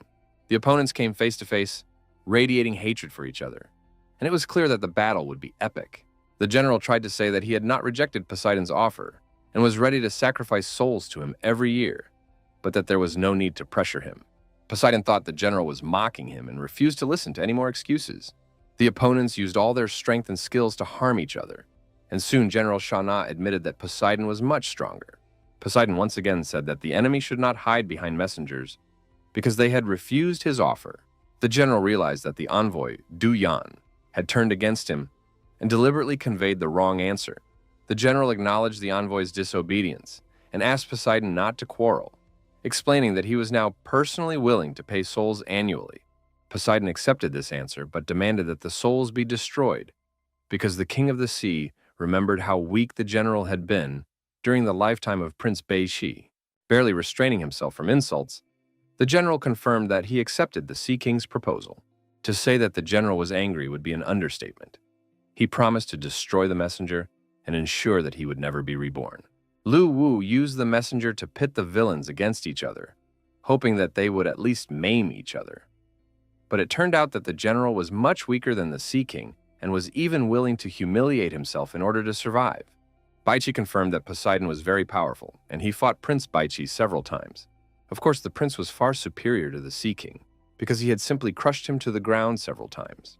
Poseidon is very powerful, but he lives in the sea and can only be considered the ruler of a certain area, so he is not able to rule over other lands. Even if he easily defeats the general, he will not dominate the lands, but only the sea area. And in the sea area, there is also the False Sea. The main ruler of the False Sea was Banji. He is so powerful that, according to rumors, even the prince did not consider him an equal opponent. It was decided to wait until the Luli region was captured, and then form a naval fleet. Otherwise, if Poseidon went, there would be nothing to oppose him. Beichi was also ready to think about it, but later, because now she was dealing with the library, where she found many amazing drawings, including the design of the ghost ship. This ship had lived at the bottom of the sea for many years, and was capable of absorbing only the spiritual materials of heaven and earth. It transformed souls and evolved them. Even if the ship was completely destroyed, it could be restored by absorbing a large amount of spiritual materials. This was very convenient for gamers. When the time comes, it will be possible to create the original ghost ship according to the blueprints and sell it to the player, who will then upgrade the ship themselves. The project is very expensive. It will require 500,000 coins because many items in the library are filled with the power of the soul, and additional energy is needed to repair them. After hearing this, Lu Wu suggested opening an auction house to make it easier for players to find the items they need in the search engine, as well as to sell unnecessary attributes. The girl really liked the idea, and after working through the night, she found the killer's direction of movement, a relic of the Sun Clan's ancestral curse found by a player. The weapon looked worn, but it was a clan relic and the killer's main attribute. The Sun Clan of the ancestral curse was once a powerful race in the lands of Bei-Chi and, according to rumors, was connected to hell. Each of their people was a natural-born killer capable of summoning demons. This clan killed indiscriminately, harmed ordinary people in the underworld, and openly insulted the prince, but was then suppressed by the army led by the prince, and has since disappeared from these lands. Bei Li bought an old, worn knife from one of the players, and now she had to go to hell to post an announcement and then show the killer. An announcement appeared on the server about the damned who rejected religion, possessed deadly power, and could summon demons. Their weapon was a dagger. To become cursed, a player had to reach level 30 and possess the assassin class. It was possible to summon the Night Ripper, who became a guardian for half an hour, increasing damage. The next path to hell is number 2, Abi, a huge, powerful ghost assassin. The player could summon Abi and gain the ability to fly for a minute, as well as choose a specific area as the main target for attack. The last path of hell was the wise Hosheng, who could be summoned for a minute and was capable of inflicting enormous damage on the selected target. A practitioner of the curse could master 18 demonic forms in the realm of hell, each of which had a different level of difficulty and malice. New requirements for changing professions were introduced. One of them was a Scarlet Essence. The minimum level of an assassin player had to be at least 30, and after accepting the task of changing professions, It was necessary to kill any monsters, including players, and collect a huge amount of blood essence to open the path to hell. Sources of cursed power were also developed. It was necessary to find them all and give them to a mob that could engrave the curse, after which the second stage was completed. The developers racked their brains over new options. Apart from the Night Ripper, assassin players were indifferent to other methods of advancement. At this stage, the profession change feature was already in full swing, while hidden features remained on the sidelines. There was a need to repair the Spirit Room, a place used by Prince Beiqi to store defeated enemy generals and their souls. It was a huge sacrificial building. Among these heroic spirits were several very talented warriors, and their legacy could be completely absorbed by a combat artifact. Several random quests could be launched. After completing them, the player would receive the power of inheritance. At the headquarters of the Black Sea Technology Company, another meeting was held to develop a promotion strategy. The secretary reported that, according to news from the platform, the most powerful game developer had not accepted the company's terms. Perhaps this company would be able to cooperate with Black Sea and finally use their warehouses.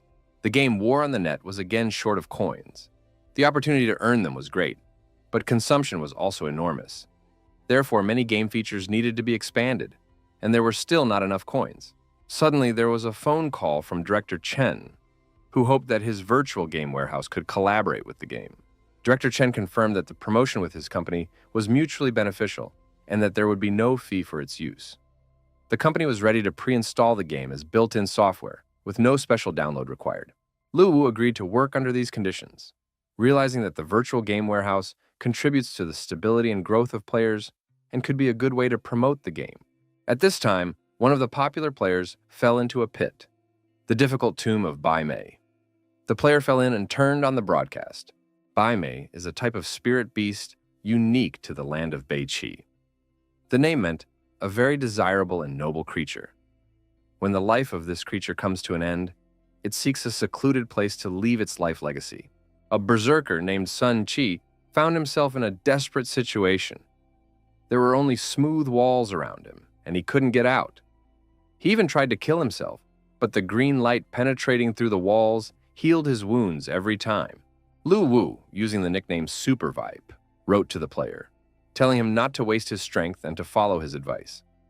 The player decided to take advantage of the help, as he had already run out of ideas. Sun Tzu cut his arm with a sharp sword, and bright red blood gushed out in a powerful stream. While the wounds were healing, the player put his hand against the stone wall. His palm seemed to stick to it, and the wall began to suck out the blood. The player realized that he could finally die. Suddenly, the ghost of the deer appeared in the grave where the player had fallen and saturated him with life energy. His health points rose again. A notification informed him that the player Sun Tzu had received a new specialization, Bai Mei. It was very impressive, and everyone envied him. Replays of his live stream made it to the top. In addition, Sun Tzu received the spiritual specialization of the beast Bai Mei. It looked quite funny, but had high professional characteristics, and its blood could heal. Changing professions in this way depended entirely on luck.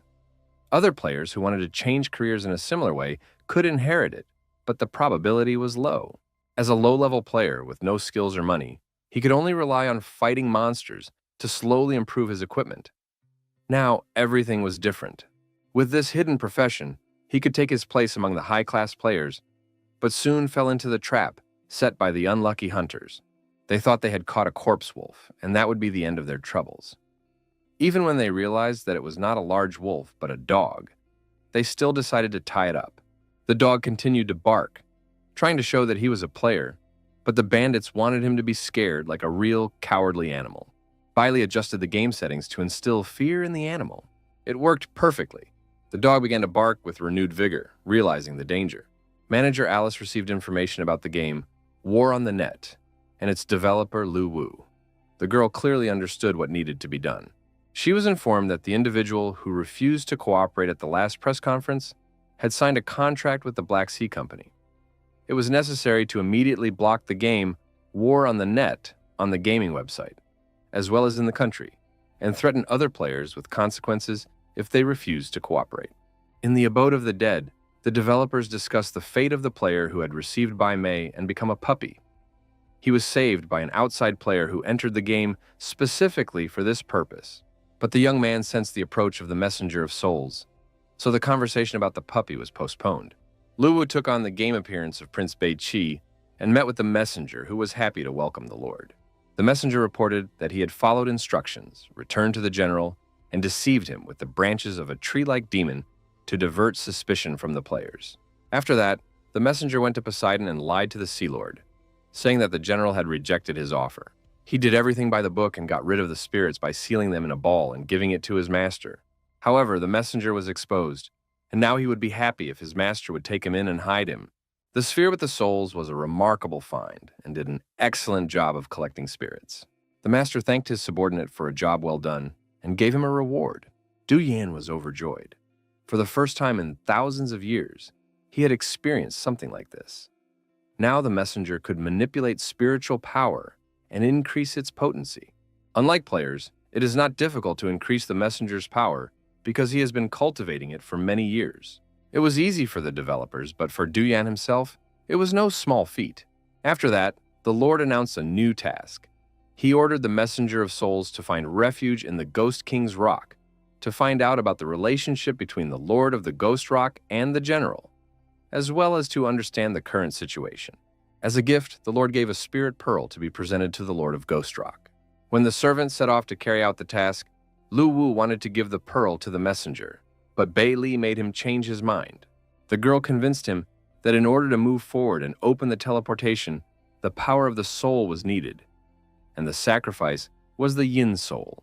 Simply put, it is impossible to directly build a portal in certain areas of the abode of the dead. One must sacrifice a yin spirit to create a passageway. The sacrifices for construction amount to 150,000 yin spirits. This path is hellish, forbidden, with many levels where demons will be born. The idea was awesome, and it was decided to start construction immediately, as it suited the players for leveling up, especially assassins. Lu Wu had to release all the yin spirits from the combat artifact. Soon, huge black masses gathered above the young man. Next, the information had to be mapped out, which was done by Bei Li. Soon everything was ready for the sacrifice. Lu Wu was about to call his girlfriend back as soon as the situation became suspicious. But suddenly something distracted him. Bloody energy began to gather around the girl. Lu Wu struggled to push away the hands, which actually belonged to one of the oldest gods of the underworld. Bei Li used the ancient language of sacrifice to summon the god's remaining consciousness. This god agreed to participate. Otherwise, the passage would not have been successful, because he remained the only god of the hell path. In the future, it may again be necessary to appeal to the deity, because all forbidden areas contain the remnants of the consciousness of the ancient gods. Bei Li admitted that she had never actually been to the hell path, but she really wanted to go there. It was dangerous, but the girl wanted to take advantage of the concentrated energy and hide her identity by joining the team of players. She promised that everything would be fine. The server informed the players about the opening of the hell path, and everyone was very pleased. The mob gave out instructions on how to copy. Asura and her friends chose Hell's Path, activated teleportation, and went to the Forbidden Zone. Everyone loved Hell's Path. It had a creepy atmosphere, but the girl announced that no one should touch anything and should look around carefully so as not to miss any valuable materials and treasures. The players happily explored the area even though they paid for it with their blood, which spilled drop by drop. Behind the magma, a cave was visible, inside which treasure was most likely hidden. Inside the cave, the players continued to look around warily. It was hot outside and cold inside. As the head of the guild, Asura had to appear cheerful and brave, although in reality, she was terrified. She tried not to give in to her fear, so as not to lose her authority. A terrifying sound rang out, but it turned out to be her brother trying to open an unknown tomb. Her brother said he hoped to find treasures in the tombs. Soon, the whole group was busy breaking and destroying sarcophagi, but they found nothing. Everyone was exhausted and worn out. Bei Li, who had sneaked in with the players, decided to make a hinged lid and planned other changes. She got so carried away that she didn't notice the whole group had left. The players realized that it was impossible to get the treasure, and all they could do was remember the location and wait until they had enough strength to open the coffin. At that moment, one of the female players reported that she had found 3 stone altars. However, they were as solid as sarcophagi. One of the players suggested that the jug contained old wine, as was the case in his grandmother's village. At worst, it could contain the remains of ancestors. Zur ordered everyone to leave and wait until they had regained their strength, spending their time exploring other places so they could return here later. Bailey knew that this was her chance, and while the players were gone, she could quietly open the stone altars. A few minutes later, Shuer's group found something interesting. The players saw other gamers, one of whom had a huge dragon egg, red and scaly. It became clear that they would have to deal with the first boss on this level, who would want to take the egg. The players ran as fast as they could, but the enraged dragon, burning everything with hellish flames, pursued them closely. The Guardian Angels Guild realized that they couldn't defeat the boss at this stage and rushed into the cave to hide. Unfortunately, the unfamiliar players with the dragon egg also rushed into the cave, and the dragon, unable to advance deeper, got stuck in the doorway. Shuer decided to take action. She held a knife to the player's throat and demanded that he give her the dragon egg. The young man said that it was useless, since dragon eggs cannot be taken into personal space. Otherwise, the players would have done so long ago. But Shuer refused to listen. She believed that the guy had gotten them into trouble by running up with the egg, so she stabbed him with a knife and began to examine the egg herself. The fire dragon was still outside, waiting to come out. In any case, death awaited them. But then the egg cracked and a cute, smiling little dragon flew out of it. It became Yeshuer's personal pet. It was very cute and unusual, but the little dragon looked weak, and its cultivation seemed troublesome and time-consuming. The girl's heart was melted by hugs and kisses, and Shuer agreed to raise the foster child to make him a good dragon. At this time, Lu Wu was busy creating a portal in his apartment. Soon, his assistant returned and announced that it was time for the dragon egg to appear. She participated in the game and used the combat artifact. The pets were still in their infant stage and didn't understand anything, so Bailey was able to seal them with the artifact. Almost all of the pets were sealed, which caused some difficulties. The fire dragon was still at the beast spirit level with an average rank. Lu Wu praised his assistant for the game updates and announced that he had set the cost of resurrecting pets at 30 coins, considering it an excellent way to make money. The girl was upset. Initially, they wanted to revive the prince and the entire region with the help of an army of players. But now, conflicts between players were becoming more frequent. They needed to be united to create a single army. Lu Wu had also thought about this, but the players were different, and it was unrealistic to unite them completely. They needed something to rely on. So the guy developed a way to help them let off steam. The idea was to build a huge battlefield where all guilds could register to compete for guild power. The goal of the battle would be to capture the flag. A flag would be placed in the center of each city, and any guild controlling the city could convert the empty flag to their own. It was a kind of large-scale competition for power, which began with a siege in the early stages and ended with the defense of the city. At the end, the best guild would be chosen. Bailey thought the idea was wonderful, but creating this entire competition would require a tremendous amount of energy from engineering structures, and it would take a long time. Lu Wu was happy to tell his partner that they had accumulated 200,000 soul coins, so they could start building the spirit room right away. Soon, the game announced the opening of new professions and research. However, the number of participants was limited. One of the new professions was Sun Arrow. The spirit room was full of different heroes, and Lu Wu wanted to choose someone else, but Bailey insisted on the archer, who was a courtier of Prince Bei Qi. The Sun Archer was once #1 at the prince's throne. His archery skills were the best in the whole country, and his strength almost reached that of the Ghost King. However, in the battle to destroy the clans, an order was given to attack Archer and kill him. The death of the Sun Archer greatly saddened the prince, and he became helpless. Later, the prince placed the archer's spirit in the spirit room so that future generations would honor his heroic spirit. To use the greatest power, the player must master the essence. But since War in the Net is the real world, archery was not available to everyone. Lu Wu used a combat artifact to build a training ground, begin trials, and select the 10 best players worthy of inheriting the heroic spirit. The next day, targets were set up on the training ground, and the number of applicants exceeded 25,000. In the first round, they had to shoot from a distance of 50 meters. Ye Chung was one of the applicants.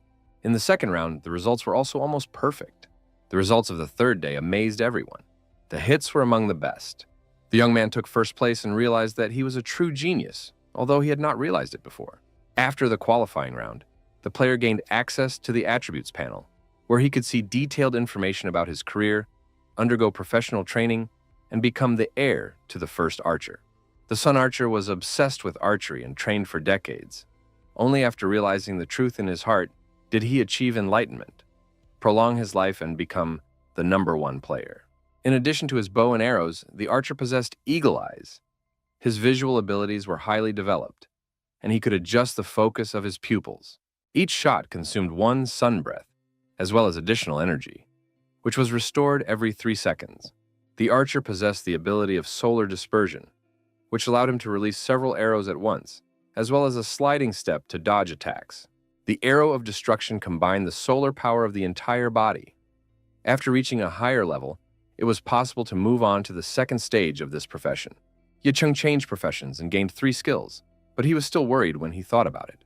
The player prepared to shoot the bow because he had successfully passed the selection and believed in his genius. However, after shooting all his arrows, Yahello did not even hit the target once. Hitting the target proved impossible. The player failed completely. He realized the seriousness of the problem, and on top of that, he had run out of arrows. After much thought, the young man realized that changing careers is serious work, and if you don't have talent, you won't succeed. Now, Yahello was ready to return to his previous profession. It was hot in the Luli area of the underworld. General Shah was tearing his hair out and couldn't calm down. The envoy Duyan had dared to betray him and forced him to humiliate himself before Poseidon. At that moment, a servant appeared and reported that there were complications with the messenger's capture. The ghostly messenger of souls informed the general that Duyan had taken refuge in the rock of the Lord of Ghosts, dedicating all the yin spirits to him. This news greatly surprised the general, especially the information about the yin spirits. Duyan had escaped, taking all of the general's yin spirits with him. The general had recently promised Poseidon that he would pay them, so the situation was dire. Poseidon and the Lord of the Ghost Rock were much stronger than the general. The ghostly messenger of souls suggested that the general change sides, as it was unsafe to remain here, and later a detailed plan of action could be drawn up. The general agreed that at this stage it was not a bad option, and almost the only one, but he was concerned about the fate of the Luli region. The ghostly messenger of souls reassured the Lord. When the general made his breakthrough, he would rule all the lands of Prince Beichi. The general also believed that this would be the case. All that remained was to wait 10 days. At that time, rain was pouring down on the city, washing away everything in its path. 2 men under an umbrella discussed the situation in the game, talking about the guardian angel guilds and the dragon egg. A homeless man overheard their conversation. He rushed after the guys and asked where the fencer they had just been talking about was. The guys didn't want to talk to the dirty ragamuffin, so they said they were talking about the game War on the Net. After that, the stranger retreated. Lu Wu was developing new mobs to make the game more intense and interesting. He came up with a group of chefs, as well as an old man with a goatee who would teach players how to gather herbs for making poisons. The young man thought everything through very carefully, seeing this as the key to fulfilling Lord Beichi's last wish. He tried to attract as many new players as possible. A phone call informed him that the game War on the Net had taken first place at the end of the month. Wu Gui reminded the young man that it was time to think about the soundtracks. He was ready to help solve all the difficulties associated with this. Lu Wu did not want to invest money in the process, but there was no other way. The music had to be recorded. It became clear that specialists would have to be hired, which would cost a lot of money. Bei Li suggested setting up a fund on the forum to raise money for songs, as well as developing a costume change feature to attract fashionistas. The young man did not listen to her, as his attention was drawn to a strange duel in the game. A level 0 player challenged a level 26 berserker. It looked ridiculous and suicidal. The 0-level fencer continued to provoke the player, who refused to play with such a weak opponent. Finally, he managed to provoke his opponent, who accepted the challenge. The battle began. What should have ended in 2 seconds turned into a worthy battle. The players were evenly matched, striking blows and dodging hits. A player named Mu couldn't understand how this was possible. This weak fencer had just managed to land a dozen blows on him, while the other guy hadn't touched him once. The player realized that he was still alive, thanks to his high level of skill and equipment. Initially, he had planned to spare his opponent and not use his skills, but now he decided to fight with all his might. The player activated his slanted edge and rushed at the fencer, hoping to kill him with this blow. The guys clashed in battle. At that moment, there was some kind of disturbance in the spirit room where the inheritance was kept. A few seconds later, the fencer received a notification that he had killed a player named Mu Junge, who had described his opponent as an ordinary and boring fighter. Soon, a congratulatory announcement appeared in the game that a player named Ao Jiang had grasped the heart of the sword and received the secret skill of 10 magic swords. This skill made it possible to compensate for a lack of talent with a sword that could be supplemented from 1 to 10. The developers watched with surprise as the 0-level fencer came to challenge the next lucky player. Bailey knew that this player had inherited a heroic spirit, and she could use the connection between the heroic spirit and the combat artifact to see what was happening. On the border of the Dragon Kingdom, the battle was already coming to an end, and it was clear that one of the opponents was losing. The stranger said that a long time ago in a duel with his father, he accidentally killed him. The player agreed that it was his fault, and now he understood the desire for revenge. However, the player's sword skills were still too poor, and even if he trained for many years, he would still be weak. The player said that he did not need talent for revenge, practiced fencing, and even abandoned his family because of it. Therefore, he would now kill his opponent. The player believed that his sword skills were still unstable, and that if the battle continued, it would be the end of his life. Although the player was blinded by the sword, he had already fallen into madness. However, there was still time to reconsider. In the end, this battle ended with the death of his stubborn opponent. The young man looked into the past and realized that this man had a serious past. But now he was just a 0-level player with no special skills. So it was unclear how he had dealt with the berserker. The only assumption that could explain this was that this man had actually practiced. And since the underground world really existed, it turned out that his skills were sufficient. This information struck the young man, and he wondered why he had never seen cultivators before. Due to the era of decline, cultivators still exist, but they are very rare, and it is possible to live a lifetime without ever encountering them. Now they have appeared because of Prince Beiqi's life energy artifact. Lu Wu was glad that there weren't actually that many cultivators, because he didn't want to become their target. The girl reassured him and said that it was not a bad thing for them that cultivators were becoming players, because those who became players would never be enemies to Lu Wu. The soul of a player is already marked with the sign of a combat artifact, and if they betray him, the young man will be able to return their souls to the artifact to be erased. This was a very important point in the prince's plan, which he followed when creating the artifact to form an army of the undead, because he wanted to make sure that no one would dare betray him. It turned out that if the young man was successful, he could become practically the ruler of the world. Luvo unexpectedly asked his assistant about her past and whether she had participated in the development of the artifact, thereby gaining the complete trust of Prince Beiqi. The girl did not want to lie, but she did not want to tell the truth either. The young man sensed this and did not press her. This touched Bailey deeply because no one had ever been so sensitive and gentle with her before. She promised that she would tell the young man the whole truth and that her fate was now completely tied to him, even if the whole world turned against them. A collection of themed songs for the game was created. Lu Wu offered a prize of 1 million for the creation of a collection of themed songs, but he was sure that players would prefer 3,000 coins. So he was able to kill 2 birds with 1 stone, get the collection of themed songs, and increase the value of soul coins. In the comments, users really hoped to receive soul coins in case of success. They were not interested in anything else. Music students gathered in the auditorium of the Music University. A student named Ba Lun wrote a song and asked his friends to help him improve it. The guys were very surprised by this request, because their friend had recently become obsessed with the game. But Lun confirmed that he had written the song specifically for the game he was playing. His classmates did not refuse him, and the song was recorded exactly as the musician had conceived it. Lu Wu continued to develop new characters and locations. He did this to the music coming from the tape recorder, which caught the attention of Bei Li, who highly praised it, and offered to give her the grand prize. Somewhere far away in the mountains of Katsido, the player wandered into the mountains because his father, who was now a successful business magnate, had once ended up there completely by accident while testing a flight in a wingsuit. At the top of the mountain, his father met an outstanding man and, thanks to his advice, achieved everything in life. Guyu hoped to also meet this mysterious stranger, who, according to rumors, was already over 120 years old. The man greeted the young man, and it turned out that he was the famous Qi Ming. Of course, it was hard to believe that this man was over 100 years old.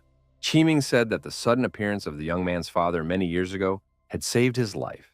Qi Ming said then that he would help twice, once when he made the man noble and rich, and the second time now to his son. Guyu said that his father considered him untalented, and that he only played games, and that he had come here so that the master could help him discover the truth. The master immediately noted that the young man's character was different from his father's, and that if he inherited the family business, he would surely lose it. The master promised to use the 5 ghosts luck technique to pray for the young man and increase his wealth. Under the protection of the 5 ghosts, the young man's financial luck would flourish. And now, the master decided to fulfill this wish so that there would be no more worries in his heart. Suddenly, huge, powerful energy flows rushed in, and the master summoned all the energy. The young man realized that his father wasn't just telling stories to trick him. He was truly a master who knew how to use supernatural powers. Qiming summoned the 5 ghosts of fortune. A huge dragon from the first level of the game appeared before the young man. He was terrified, realizing that he was facing spirits from the game. Could it be that Master Qiming was also a player of War in the Net? Qiming continued to summon the ghosts of fortune, ignoring Gu Yu. The young man calmed down and now truly understood that he was surrounded by spirits from the game, which he and his team usually killed 10 of every day. Soon, the master announced that the spell was complete. After that, he said that his fate with the Gu family was complete, and that he would do nothing more for them when they next met. The young man was curious to know where the master had hidden the virtual projection equipment. The young man was sure that the master was trying to trick him by summoning spirits from the game, because the young Gu was having a great time playing it. Qiming sincerely did not understand what he was talking about, but the young man insisted that the master was pretending, and was himself an ordinary player of War in the Net. Qiming was shocked. In fact, he was the descendant of Devil's Luck, and the young man was just a mortal. The young man continued to talk incessantly about the game in the forum. He said that he went by the nickname Lone Invincible and collected spirit coins every day. The master asked again, "What kind of game is this?" The young man's patience was running out. He was tired of repeating the same thing over and over. Guyu announced that their relationship was over, and that he needed to return to report to his father, while the master should continue to pretend. Left alone, Qiming thought about how he had hoped to go into seclusion for meditation after fulfilling the Gu family's second request, but now his state of mind had become unstable. At that moment, the head of the Gu family was playing, when his secretary brought him the phone and said that his grandfather was calling. The call was from Qiming, who immediately began asking about the game War in the Network. The man replied to his grandfather that he had checked the name. It was a normal virtual game, but it felt very realistic. Something incredible happened. The grandfather, who had left the secular world, contacted the man himself, soon appeared at his place, and asked him to prepare a copy of the game. A long time ago, the man's grandfather left this world, and everyone thought he had died. But then he reappeared when his father was already old, and his grandfather was still young, which shocked everyone. Only then did everyone realize that the grandfather had indeed become a hermit, and it was with his help that the man was able to build a large business. He had lived in seclusion all these years, and now he was ready to return for the sake of some game. Nonsense. A few days passed, and Bailey's attention was drawn to a cultivator who had recently registered in the game. Lu Wu was worried. People who could travel between the underground world and the real world should not meet with players, otherwise the truth would be revealed. But the girl believed that only immortal beings could travel between the real world and the underworld. In real life, this is practically impossible. Immortal souls are long gone and will never return. They ascended to heaven, and with the depletion of spiritual power in the human world, it is impossible for a strong person to exist. The abode of the dead, the underworld, looked very real. Siming was amazed by what he saw. The game was created in the image of the real underworld. He studied the pavilion for improvement, where there were the skills of magicians, ghost mountains, and a dark strongman from an illustrated reference book. Before putting on the VR helmet, Qiming could not understand what kind of power was capable of creating this entire world. Master Qiming decided to try the game himself and immerse himself in it completely. He instructed his son to check on the owner behind War in the Net. Qiming wanted to know the truth about him. 3 days later, his grandson reported that the owner of the game was an ordinary person with no special past. There was almost no information about the development team, and such strict secrecy seemed strange. They found out everything they could. His grandson sent people to follow the developers, but his grandfather said there was no need. He announced to his grandson that he was ending the investigation because he did not understand what kind of secrets he was investigating. Qiming saw the warrior of darkness, whom he was able to summon, albeit not completely, and bring things from the underworld into the real world. Qiming said that he had learned how to use the summoning of dark warriors in the game, and now he could release them into the real world. Ordinary people cannot use their skills from the game in real life, but a cultivator with a powerful soul can. It turned out that the skills in the game were real, and the owner of the game was just a cover. Behind him was a terrible cultivator. The power of the person behind it had reached the level of the underworld. He was able to travel between the underground and the real world, and could be considered immortal. Under no circumstances should such a powerful force be insulted. The man is glad that his grandfather was able to see through the whole thing. After that, his grandfather demanded to open an account to buy soul coins, and the image of the Hermit Master in his grandson's heart collapsed. Ximing found himself on Ghost Mountain, and could now say that he had gained a deep understanding of one important truth. Only by investing money can you level up in the game. You need to learn skills and buy equipment, spending money everywhere. And if you don't have any, how can you explore the game? Qiming turned to Dark Strongman on the forum. He had read that he knew how to blow things up. But then a stranger pushed the master aside, declaring that Dark Strongman was his prey. The man drew his sword and asked the mage in front of him if he wanted to die. Qiming immediately realized that the stranger was skilled with a sword and had probably received a certain inheritance in this world. The player had read on the forum that he would have to fight monsters, but this was the first time Qiming had found himself in such a situation. The rivals summoned the Warriors of Darkness and 10 magic balls, respectively. A battle began between them.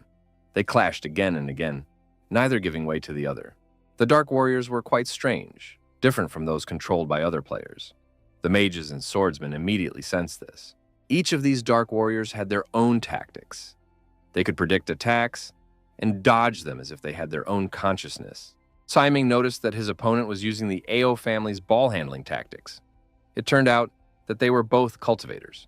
The swordsman demanded that the Dark Strongman be given to him, but Qiming insisted that he had come first, and since they were both cultivators, there would be no winner or loser between them. However, at that moment, something unreal happened. As a result, the master's movements were completely blocked. He was distracted by the ball possession tactic and did not notice how the flying sword behind his back disappeared. That was the end of the grandfather's life.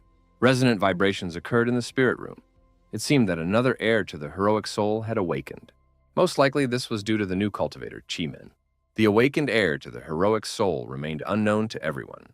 In real life, preparations were underway for Valentine's Day. Lu Wu wanted to buy gifts for his girlfriend, but she was only thinking about food. In addition, only couples were wandering the streets, and this holiday was definitely not for singles.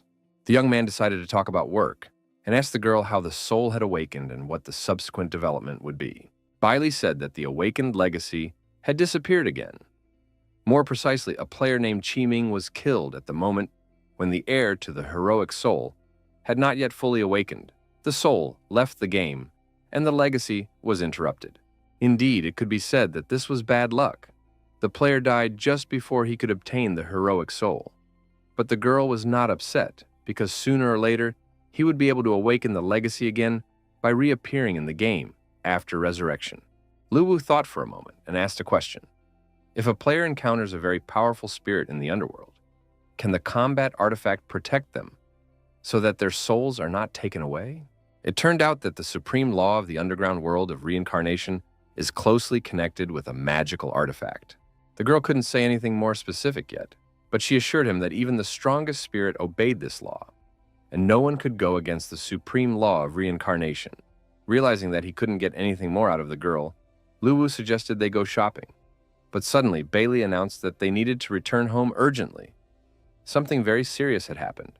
Lu Wu didn't understand what had happened, but he was sure that nothing good had happened. On the outskirts of the Liuli district, in one of the most deserted corners, there were very few players. It was all because of the holiday. All the lovers had gone to celebrate.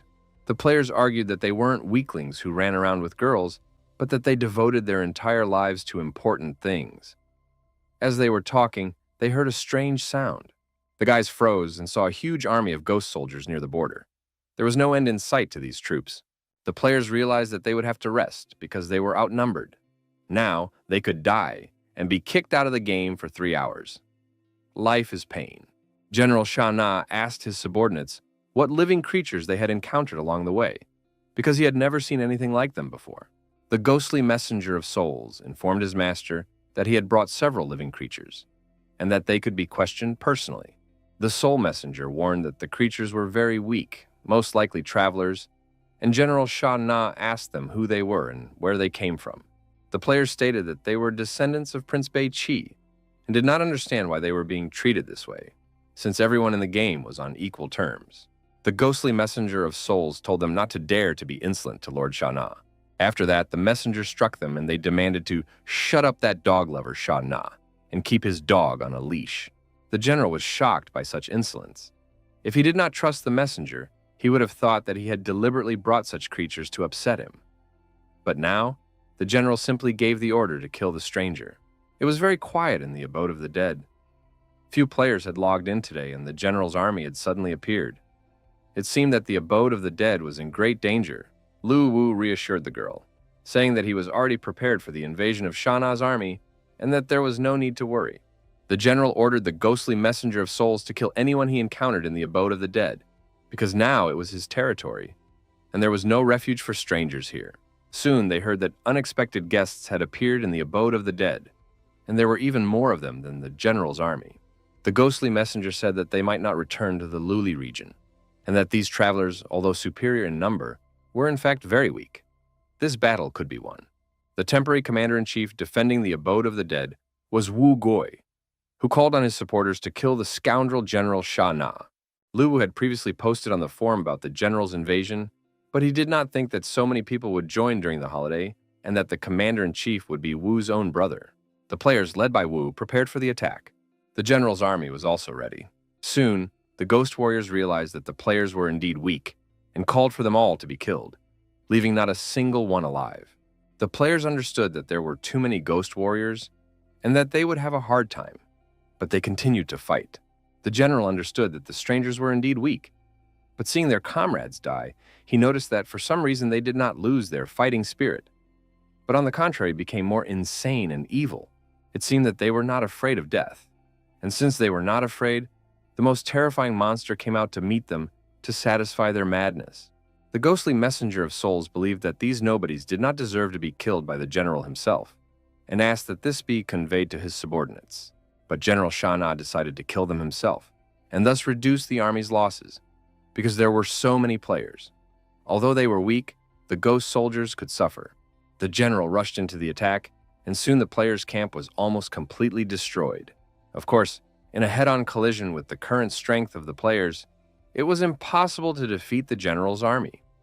In addition, Sha Na himself entered the battlefield. It seemed that everything related to the abode of the dead would be lost. However, it turned out that Lu Wu had a plan, and if everything went as he intended, reinforcements would arrive soon. After that, requests poured in from powerful players, asking for permission to join the battle, and the young man allowed anyone who wanted to join. These were non-player characters who were originally created for entertainment, but in the end, they felt an incomparable hatred for the general and wanted to prove their loyalty to Prince Bei Qi. The general had already tasted victory and, destroying ordinary players, called them brats and weaklings. At that moment, the Demon Lu stepped forward and addressed the players, saying that he would cover for them. The other NPCs followed suit, ready to stand up for their players. The players were stunned to see such support and decided to unite against the general. The general was unable to immediately identify the new participants in the battle and thought they were the same players he had killed before. It was very difficult for the NPCs. They were holding back the general's attack with their last ounce of strength. Bailey understood that although Lu Wu had added NPCs, their mental powers were limited, and it was difficult for them to resist the general. But the young man remained calm and confident that the outcome of the battle was not yet decided. Many of his assistants had not died in vain. They had bought time for the players. The real battle was just beginning, and the game was no longer just a game.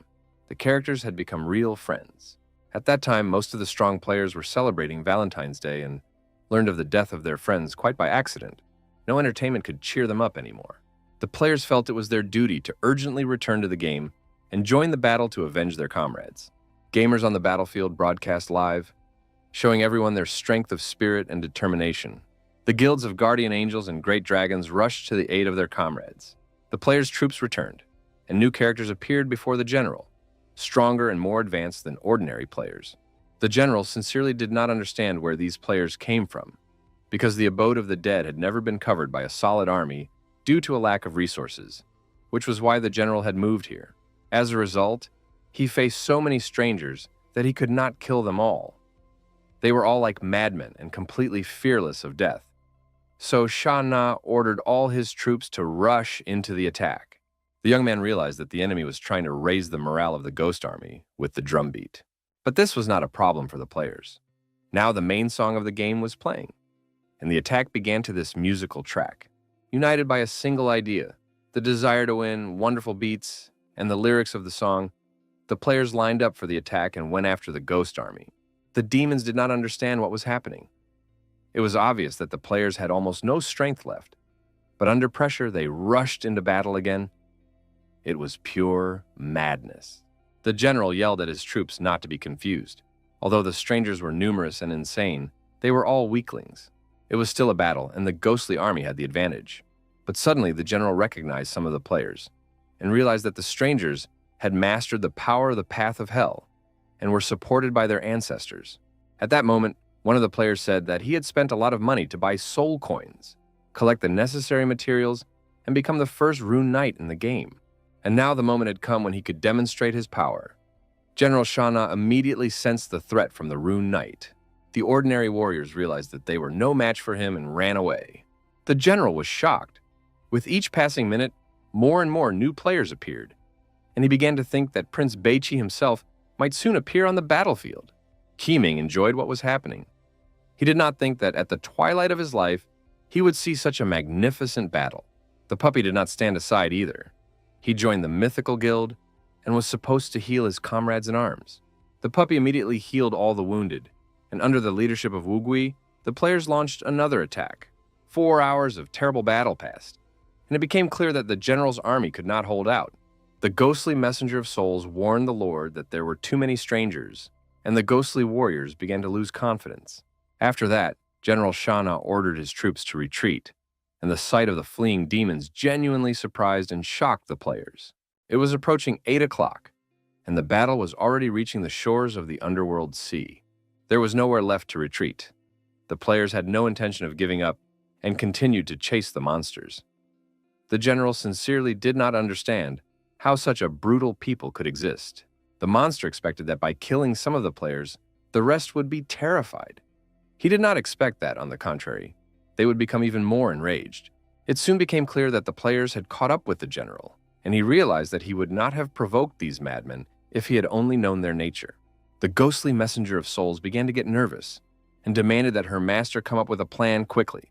But the general's plan was to abandon his army and flee alone, leaving even his loyal servants behind. The Rune Knight did not want to let the general escape and rushed into the attack, but the Rune Knight did not have enough strength, and in the next moment, the general killed him.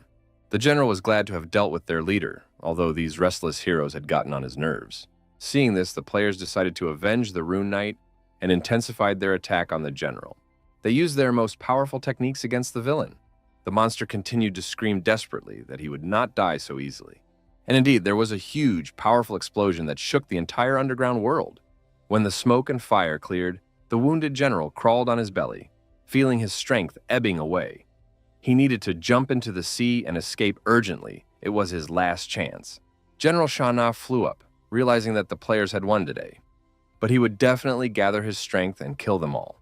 The players knew that things were bad and that the villain was escaping. The gamers thought there was no way to stop the villain, when suddenly a fiery arrow whistled over their heads. It was the moment of glory for the archer, who had been repeatedly laughed at. It seemed that the young man had hit the target, and now his destiny was clear. General Sha Na was his fate. Soon the game gave a notification. Boss Sha Na had been killed. All players received a lot of experience points and status upgrades.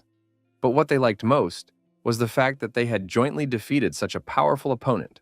Even the developers couldn't believe what was happening. Now they felt it was necessary to reward the players according to their merits. The battle that Beichi's army fought against the general and destroyed him was already recorded in the history books. Years passed, and once again the army defeated the Ghost Warriors and General Sha Na. Some time passed, and Lu Wu stood alone on the shore while the other players celebrated their victory. They gathered in the abode of the dead, took out their treats, and celebrated. The players themselves built a grave for the NPCs who died in battle. The young man decided not to revive the non-player characters, leaving them in the player's memory as heroes who gave their lives. In any case, the NPCs' deaths were not in vain. They opened the way for the players to conquer more distant and vast lands. Now that the players had reached the shores of the Ghost Sea, it became clear that special goods needed to be created for them. A ghost battleship was created for alliances and guilds, as well as a ghost ship for personal use. These ships could be cultivated and took the form of monsters, which added speed. Or they could take the form of a tyrant and have increased hull strength. In addition, new sea treasures were developed, such as the mysterious fruit, gifted by the sea. By swallowing it, one could receive the blessing of the sea. There was also a green-blue tree, one of the best spiritual items for developing a ghost ship, and the spirit fish of the sea.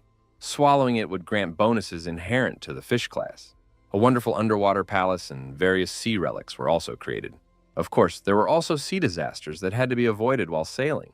We also added weapon crafters, skill instructors, experienced sailors, and other NPCs. All these updates were enthusiastically received by players and received a lot of positive feedback. The next stage in the game's development was the filming of commercials. A disaster-level ghost battleship was already sailing in the seas of the underworld. The photographer managed to capture it against the backdrop of screaming mermaids and a huge number of fish. Under the protection of the sea, this ship engaged in battle with a giant octopus and withstood the blow. Luwu transformed and changed his costume, studying the surroundings with a telescope. One of the fish was completely consumed by energy and shimmered with blue light, thus manifesting the wrath of Moira. The filming of the commercial came to an end, and the young man realized that thanks to the destruction of the general's army, they had enough soul coins to design the ghost battleship. In addition to selling ships and battleships, Bailey organized the sale of fishing items in the game store. She considered this useful for boosting the enthusiasm of fishing experts, as the spirit fish in the sea were a real treasure. The sea route for players had already been figured out, but the Devil of the Rocks in the Northern Territory was still a problem. It was necessary to map out a route through these territories. Bailey watched the live broadcast from the shore, where one of the players was teaching the others how to build a ship without money. This was not a good thing. If the players learned how to build ships themselves, the company would go bankrupt. Therefore, Luwu decided to take a look at everything himself. And so it was. Live on air, one of the players built a boat and planned to set sail in it. At first glance, it seemed that this contraption would fall apart at any moment. However, 2 players went out to sea, and so far everything was calm. But Luwu knew that there were many dangers in the sea on all sides, and the fruit could easily capsize. If that happened, the other players would realize how important it was to buy a ghost ship. The fishing was in full swing, and one player felt that he had caught something very large. After 5 hours of fishing, he was still struggling with the fish and couldn't pull it out. And just as Luwu was about to return to the real world, he heard the player shout, "The fish was caught!" It turned out to be a spirit fish called Hawthorn. After accepting it, he could increase its special properties. And it was also worth a lot of money if sold.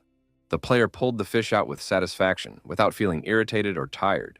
But then the fisherman felt that the sea had become completely calm, as if it had fallen silent. In the next moment, the huge lord of the Sea of Illusions, named Tao Wu, swallowed the fisherman along with the raft. It was unreal, even for the developers. They did not understand where the Lord of the Sea of Illusions had suddenly appeared from. Bailey was sure that it was really a coincidence, because Tao Wu lives tens of thousands of meters underwater, all year round. But by chance, he suddenly rose to the surface and devoured the fishing players. The player was lucky. When he was swallowed by the monster, he managed to grab a very valuable item in its stomach, the bone of a magical dragon, and now planned to sell it. The latest news was being discussed in the northern mountainous regions. It turned out that the Luli region had been occupied by a new force, and General Sha Na had been killed, as reported by Commander-in-Chief Taishu. The Lord of Ghost Rock did not expect that the general would die, not at the hands of Poseidon, but from some external force. The commander wondered whether to declare war on the abode of the dead, since the origin of these strangers was unknown. The Lord of the Rock decided not to provoke the newcomers with war for the time being, so that others would not take advantage of the situation. However, the commander-in-chief was concerned that the strangers might attack first. But the Lord of the Rock did not believe this was likely. Who would dare to fight his army of tree demons on his territory? His army was truly powerful and terrifying. It was well camouflaged and left its opponents no chance. The commander-in-chief, trembling with fear before his superiors, agreed that no one in the northern territories would dare to oppose him. The Lord of the Rock interrupted his subordinate's flattery and asked, "How are things going with the Forest Spirits clan?" His patience had run out. The commander-in-chief reported that the Forest Spirits were stubborn and refused to obey, so it had been decided to attack and destroy them. A few days passed, and sales of the new ships, a battleship and a small vessel, broke all records. The naval power of the Beichi army was gradually taking shape. Lu Wu decided that it was time to announce the mission to go to sea to the players, and the game sent out a notification about a special New Year's event with prizes. A fishing tournament was announced. To register, players had to find a pilot who was waiting for everyone on the shore. For each fish caught, players received a certain number of points, and whoever caught a fish of the spirit of the ocean, Space's level, immediately received the title of champion.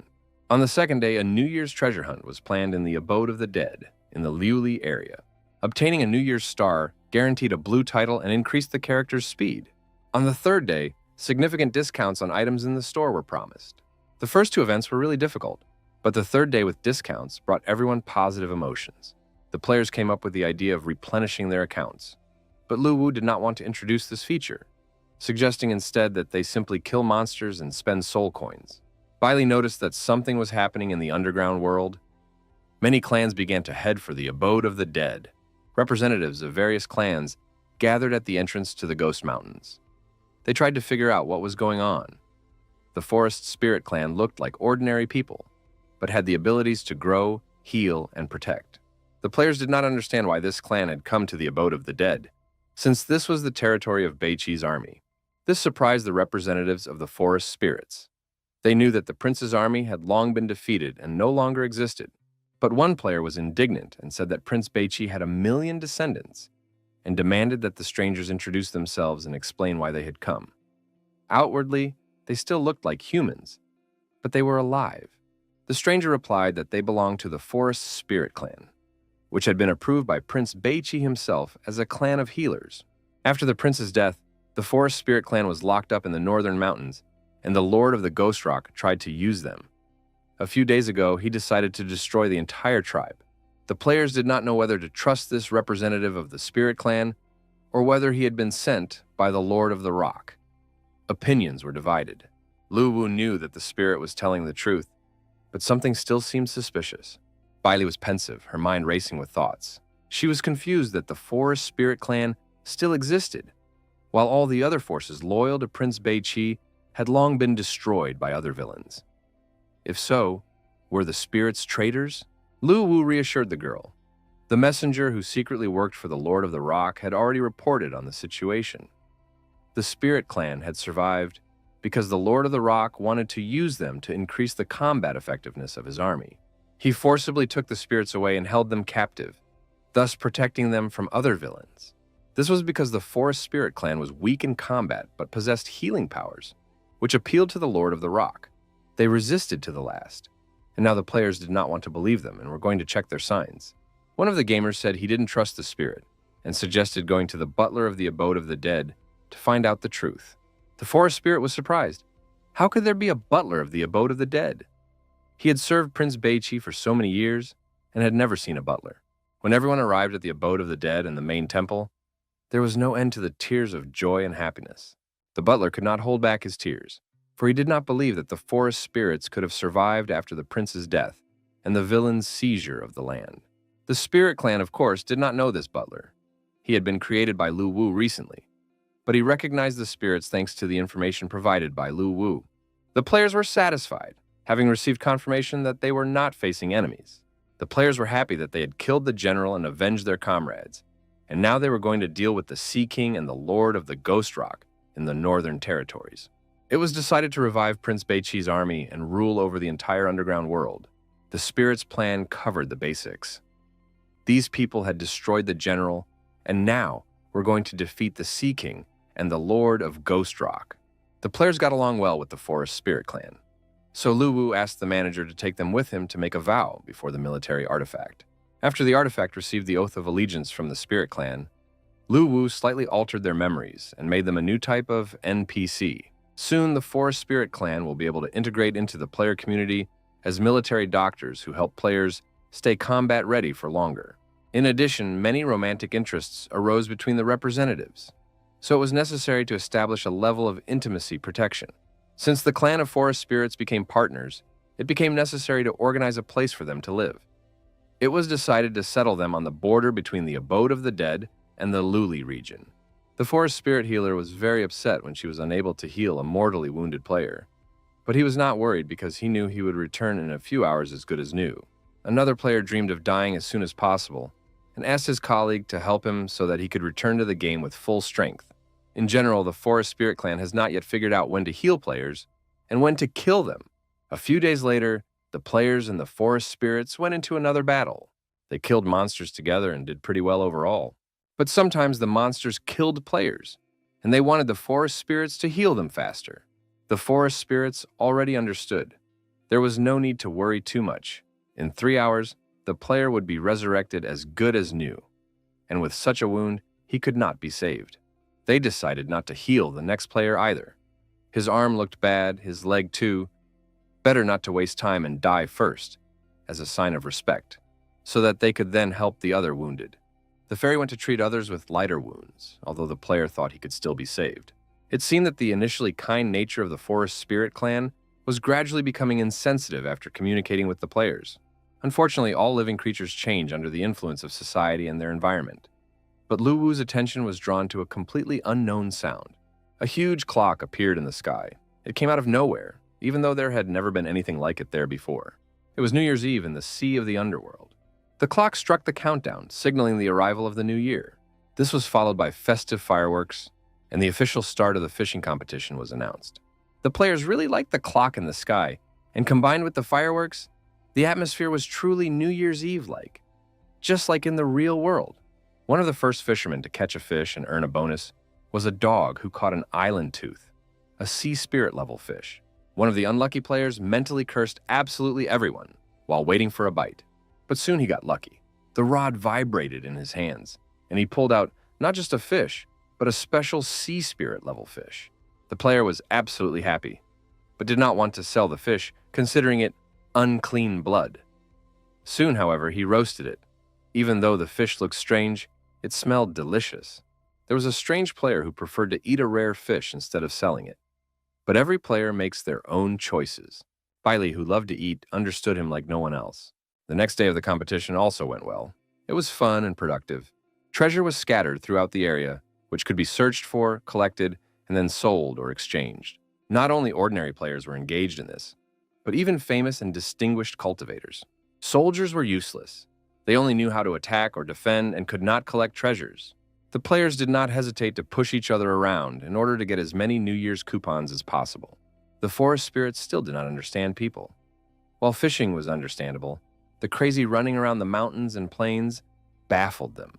The little representatives of the Forest Spirits Clan went with the people to run and collect colorful coupons. After that, they counted the coupons and handed out prizes to the winners. The New Year's messenger was in charge of counting and selling the necessary items for the earned coupons. The summoned demons helped collect many New Year's coupons, and the player received a hidden profession. This profession was called Ghost Beast. It could summon spirits and cause destruction, and outwardly resembled a flying horse with horns. With its help, it was possible to summon various forms of ghosts for one's needs, and as the level increased, the number of summons increased. The third ability was to mobilize the powers of the Ghost Beast in the body and deliver a devastating blow. The third day of the event arrived, and all items in the store were discounted for the new year. The event had only just begun, but the goods were almost sold out, and the players' enthusiasm for the discounts was enormous. Lu Wu had spent the first 2 days creating them, and was now going to focus on making money. Taking advantage of the situation, Bailey offered players a collection of new fashionable uniforms. While the bidding was going on, Bailey noticed that a player had appeared on the Cliff of Despair. The developers immediately went to check it out and saw a couple, a Pezzle and a player named Gu Yu. Posel smelled alcohol and told his partner about it. Soon they approached a strange wooden house. Perhaps some wise man lived there, and the player knocked on the door just in case. The door was opened by an ancient old man with a beard that reached halfway down his chest, wearing a hooded cloak. The old man did not want to talk to them and was about to close the door when suddenly the dog announced in human language that he was hoping for an invitation to sit down. The old man was terrified. The dog was talking. He had never seen anything like it before. He had encountered many terrible creatures, but nothing like this. The dog was offended. He was not a scary monster, but just a player in this game. The old man realized that he would have to invite the unexpected guests in, because they were very persistent and had no intention of leaving. The strangers entered the house and prepared to spend time with the owner. The host offered them tea and buns, just so they would leave on time. But the young man wanted to get some new life advice and learned that all grandfathers living alone on top of a mountain are very wise. However, at that moment, he was happily eating muffins and was completely satisfied with life. After tea, the hermit went to the far corner of the house and returned with a paper certificate. He read aloud the oath written on the certificate. It said that Prince Beiqi swore that his descendants would always guard the Cliff of Despair, the source of evil, and obey the will of heaven. The document looked impressive and the scribbles were understandable, but the player still didn't understand. If the grandfather was a descendant of the prince, then so were all of them. He couldn't get rid of the guy. So the hermit continued his story. It was a very long story. He talked for a long time and the player was already getting frustrated because he hadn't heard anything useful for himself. But then the hermit asked if the guy knew who was standing in front of him. It turned out that he was a descendant of King Beiqi and had proof of his identity. The prince's royal seal, created by the founder of the kingdom and symbolizing supreme power and glory. The old man said that his ancestor was the founder of the land and ruled Beiqi for hundreds of thousands of years. The Cliff of Despair was the place where he was buried. All the demons inhabiting the abode of the dead were his subordinates, guarding his tomb. Among them is the strongest god, who carried out the prince's will after his death. The Cliff of Despair is just a horn on the head of this evil god. This information made the player's brains boil. The hermit did not know the exact reason why the evil god was sealed on the cliff, but even 10 ancestors combined would not be able to defeat him. Although he was sealed, the villain's mind was unstable, and evil thoughts often broke through. The ancestor had only fought a fraction of those thoughts. After hearing all this, the player still declared that he planned to continue climbing to the top of the mountain. Whoever climbs to the top will be struck by evil thoughts. Their body will be taken away, and they themselves will become a new vessel. The demons from the scroll were sent by the ancestors to prevent anyone from climbing the mountain. The hermit continued to warn the players for a long time. Do not climb, otherwise, if God takes possession of their bodies, it will be a trifle. But if they become his clones, it will be a catastrophe for the whole earth. Of course, the players promised that they would not climb the mountain under any circumstances, for the sake of the safety of the land of Beiqi. But as soon as they left the old man, they immediately rushed to climb up before it got dark. It was time to go online.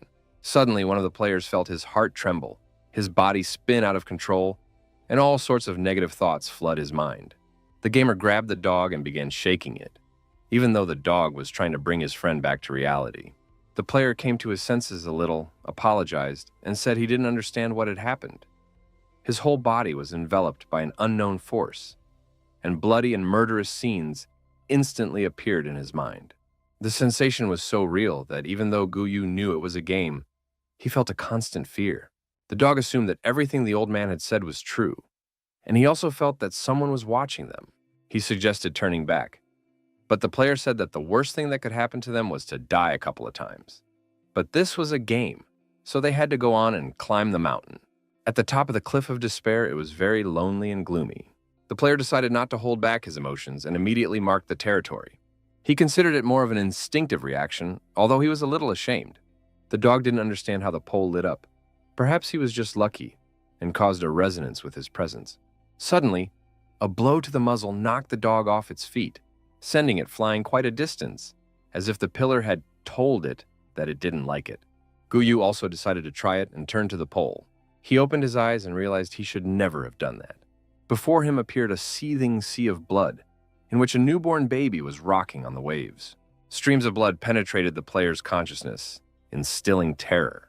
It was the bloody lady who occupied all of the player's thoughts. Soon, the blood receded, and a newborn baby wrapped in swaddling clothes appeared. At birth, he was filled with an ominous power and would most likely bring misfortune to the entire giant clan. The father did not want to abandon the child, but the nymph forbade it and predicted disaster for the entire clan. The god's evil thoughts were strange, so the young man decided to use the artifact of war to enter the player's mind and understand what was happening. Bailey finally admitted that there was no need to enter the player's mind. She already knew what had happened. The birth of the bloody child foreshadowed disaster.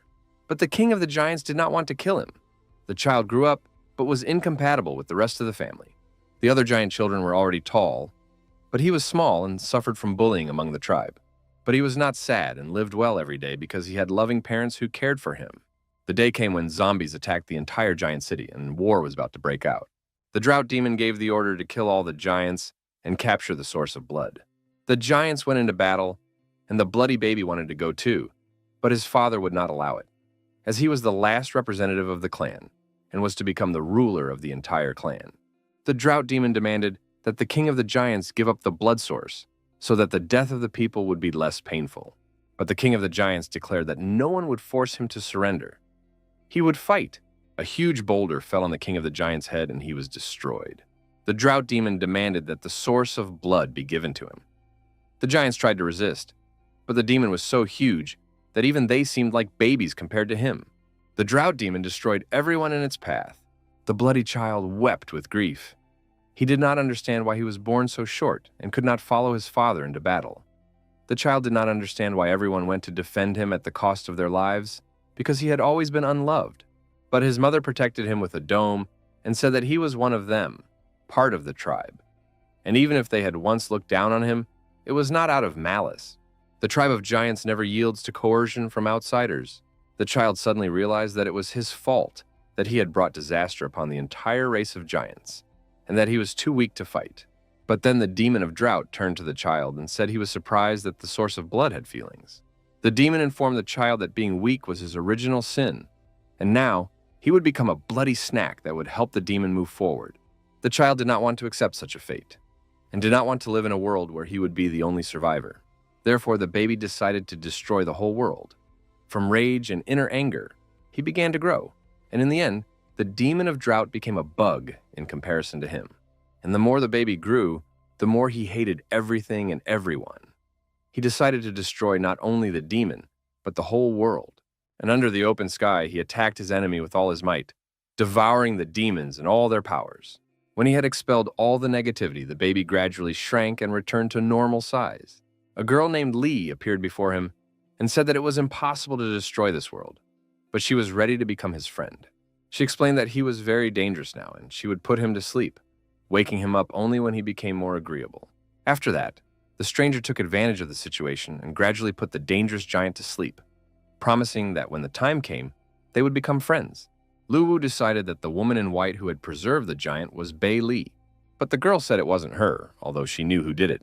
However, she couldn't tell the young man the whole truth now, because his soul would burst under the weight of the secret. It was mysterious and unbelievable, so Luwu decided to find a way to improve the strength of his soul so that he could bear the secret that Bei Li would tell him.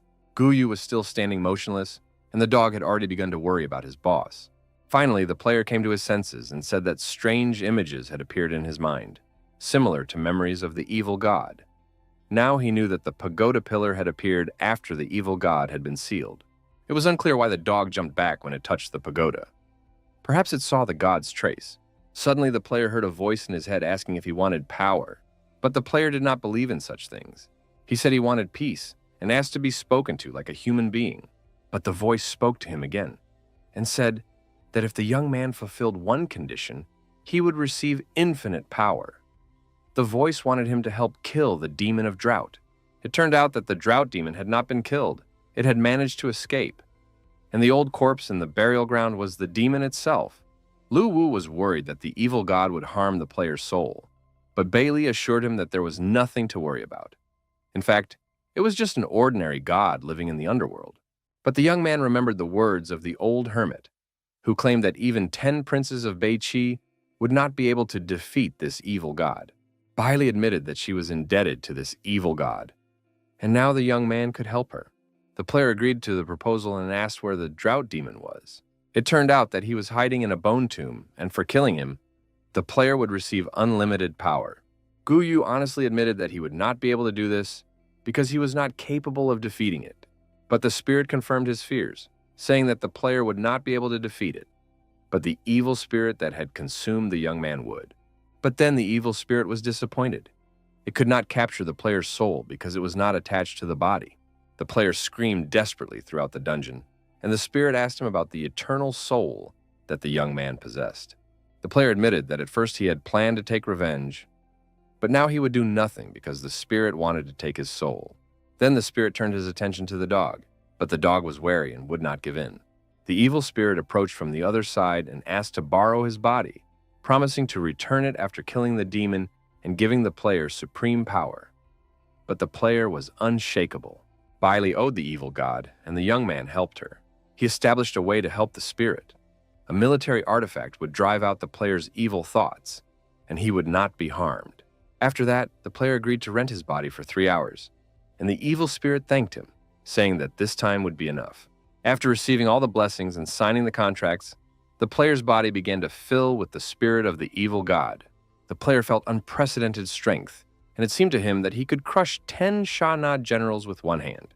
Finally, complete reincarnation and transformation took place, and the evil spirit promised to return the body after completing its business, and kept its promise. Having said this, the evil spirit in the player's body rose into the sky and flew away, and the dog began a live broadcast, announcing that his boss had turned into a great evil god and was going to bring disaster to the entire land of Beichi. 2.5 hours later, the bone tomb was pierced by a huge bloody comet. Inside the fiery blood ball, someone was present, possessing insane power. The evil spirit in the player's body, standing on the tomb, addressed the drought demon, saying that he knew the demon was there and offered to come out to die. Guyu continued to summon the drought demon and demanded that it appear for a fair fight. The player, not waiting for the enemy to appear, began to pound the burial mound where the drought demon was locked up with his fists. Finally, the demon's soul was pulled out of the tomb, and the player hoped to destroy it. The young man was working with the bloody evil spirit of the underworld, to whom he had leased his body. His hand was raised for the final blow. The drought demon could not believe that the bloody evil spirit had become strong again and could harm him. But then the bloody spirit used the 8-armed demon option against the entire enemy. The drought demon began to restrain his opponent and bind his hands and feet, amazed at the audacity of the bloody evil spirit, who had taken advantage of a human body. The developers watched what was happening, and Bailey was worried, because the evil spirit was strong, but only a trace of evil thoughts remained from it. Luwu wanted the evil god to be able to get rid of his anger and negative emotions in order to become a true god, and the young man helped a little with his artifact. The bloody evil spirit felt a powerful surge of strength and was able to break the bonds that bound him. The drought demon did not understand what was happening. He felt that some external force had helped his opponent, but he could not understand who it belonged to. But no one was going to answer the drought demon's questions, and soon he was completely finished. Justice prevailed and the seal of evil was set. The power was insane, and the players did not understand how it was possible to gather such power, even if they played the game their entire lives. The drought demon did not want to give up, because he had been hiding in the tomb for so long and hoped to still get out of it. The evil spirit killed the drought demon, but his end was also near. At the same time as his enemy, he felt that he could no longer resist, and the player who had rented out his body flew away. Circumstances were such that both the evil spirit and the drought demon were frightened. The evil spirit had effectively lost its fighting power after encountering only a cauldron.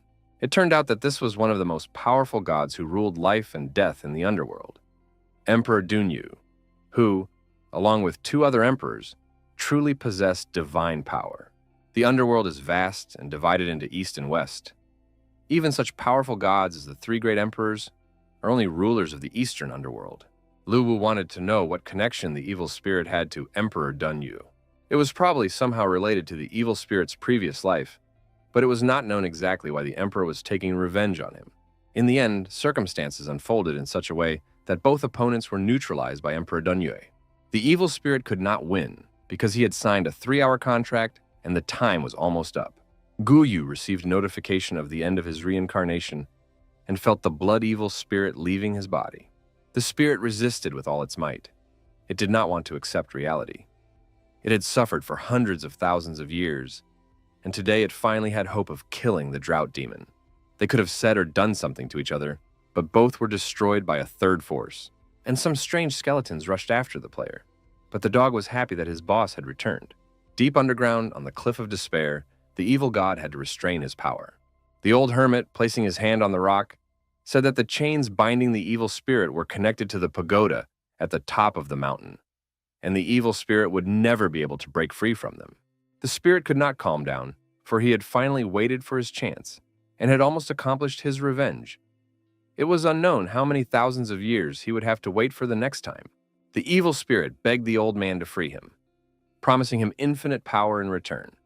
But the old man did not believe his words and said that he was the only one willing to simply talk to the spirit. Then the bloody evil spirit asked the old man to bring the young man here, the player whose body he had recently used. The spirit swore that he would no longer take over a human body, but he had to fulfill his promise. The old man began to transform, and the bloody evil spirit realized that the hermit would help him. He was glad to find himself in a situation where such a monster was asking for help. Guyu was trying to escape from the skeleton dogs when he felt a magical force surround him and pull him into a whirlpool. The spirit of drought could not understand where the mortal had disappeared to, for his faithful servants had pursued the player until he vanished. The young man and the dog found themselves at the top of the cliff of despair in front of the door of an abandoned house. Could it be that the evil spirit had brought them back here and saved them from persecution? An old hermit opened the door and asked what they were doing there and why they had come back. The player did not answer. He ordered the dog to sit and wait and set off in an unknown direction. Guyu said that he had dropped something on the way and would go find it. He would not climb the mountain, but would leave the dog with the hermit, which was exactly what was needed, since he had helped the evil spirit. At the top of the cliff of despair, near a huge skeleton, the bloody evil spirit appeared. The player told him that he had come for what he had promised, because he had fulfilled his part of the agreement, although he was worried that the evil spirit would simply kill him. But soon the player felt his body fill with energy, and a notification came that he had become an apostle of the evil spirit and received the power of blood. These abilities allowed the player to recover quickly from injuries, expend less energy, and summon hellfire that burned a large area around him. The young man could also manipulate blood and absorb it, quickly restoring his energy and health. After activating his gaze, all targets looking at the player would be consumed by negative emotions and find themselves in a state of chaos and weakness. Guyu was dissatisfied because he had to destroy his rune warrior profession to obtain the inherited power of the evil spirit. The player wanted to have two professions, but the developers deliberately destroyed the rune warrior and had no intention of restoring it because they wanted compensation for their work. The evil spirit asked the player if he wanted to become strong. The evil spirit said that he had given the guy a seed of blood, and if he could successfully grow it, he would master one of the laws of the underworld. The player still had no idea what was going on, but the demon was ready to explain. If a person mastered any of the laws of heaven and earth, they could become much closer to the gods. And if they earned the emperor's blessing, they would become a new god. It sounded very pompous, and Guyu couldn't help but like it. Soon, the player came to his senses and realized that he needed to be more modest, because now the evil spirit had become his boss, and he was ready to learn how to become stronger. The difficulty of growing blood seeds was that it was a very long process. However, the evil spirit could help speed it up, and the guy was ready for anything. The evil spirit said that the drought demon had changed its hiding place, but its breath could still be felt, and he asked to find and kill the demon. To do this, he needed to go to the city of evil nightmares. Guyu agreed to fulfill this request. The task is not time-limited, so he will calmly level up, and the guild will continue to expand, and the player will have a chance to complete the mission. The evil spirit warned that when the player goes to fight the drought demon, he will not be able to escape death. Isn't the guy afraid of that? But none of the players were afraid of death, simply because the evil spirit did not realize that in a couple of hours, the players would be brought back to life. After the players saw the live broadcast of the battle between the evil spirit and the drought demon, many began to want to become stronger. This topic was discussed on the gaming forum. Magic players were particularly outraged, cursing the developers for not increasing the power of mages. They called the developers clueless and incapable of planning. In the end, the guy realized that he had to do something about it. Luwu created a template for mages and updated it. Now Mac had become a true pentagram. He received the body of water and could use himself as a source of spells, performing ultra-long-range and large-scale attacks. He obtained the body of earth, which allowed him to control the power of the earth using comprehensive abilities aimed at control and self-defense. The body of gold provided powerful protection for a short period of time. The bodies of wood and fire were similar and also expanded the capabilities and abilities of mages.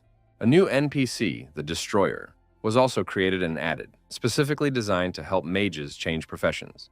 Initially, the young man planned to release 3 mage templates, but the players did not want to wait. so he prepared a template for changing professions. But Bailey's attention was drawn to movement in the sea zone, and she was no longer listening to her partner. A battleship called the Evil God was sailing in the Sea of Illusions. The players decided not to create a cool look, but to focus on stability. Representatives of the Evil God Guild were on the ship with their leader. The guys sailed to the island of Fallen Fish and were surprised to see houses in some kind of abandoned village. Strange humanoid creatures that did not look very friendly came out to meet the players.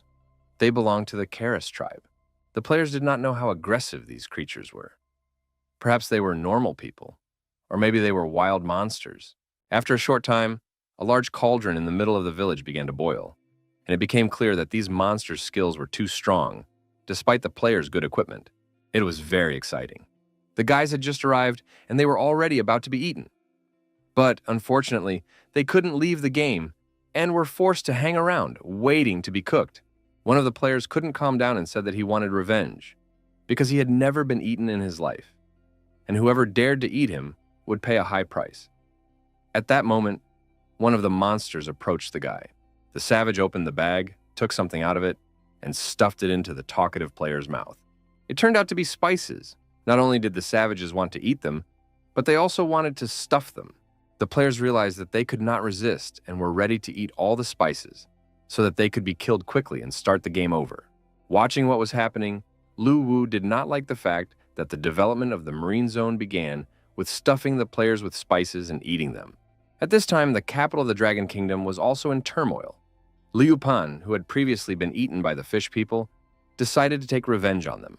The Evil God Guild assembled a new expedition because the players could not bear such humiliation, and having prepared themselves, set off for the island of Fallen Fish. The guys returned despite the fact that they had recently been eaten here, but their desire for revenge was strong.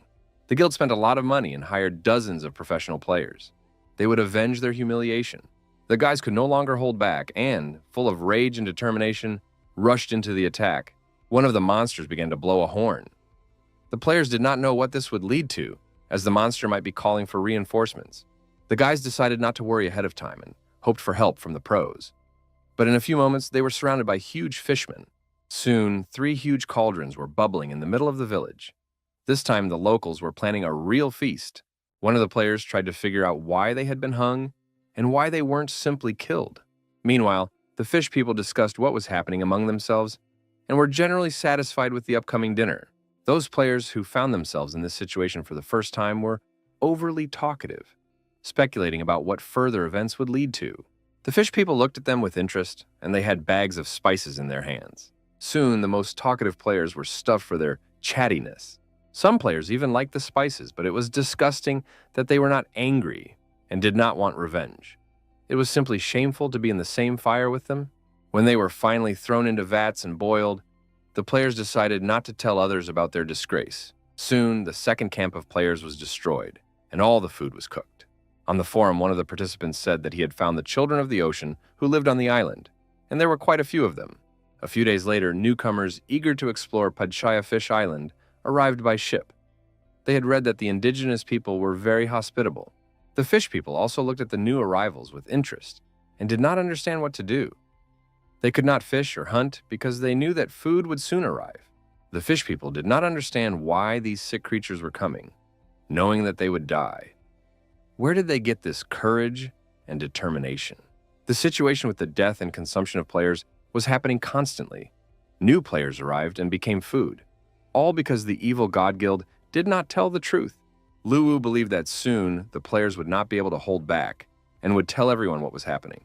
Although the guy understood that most likely it would be the fish people who would not be able to hold back and would tell the whole underground world the truth.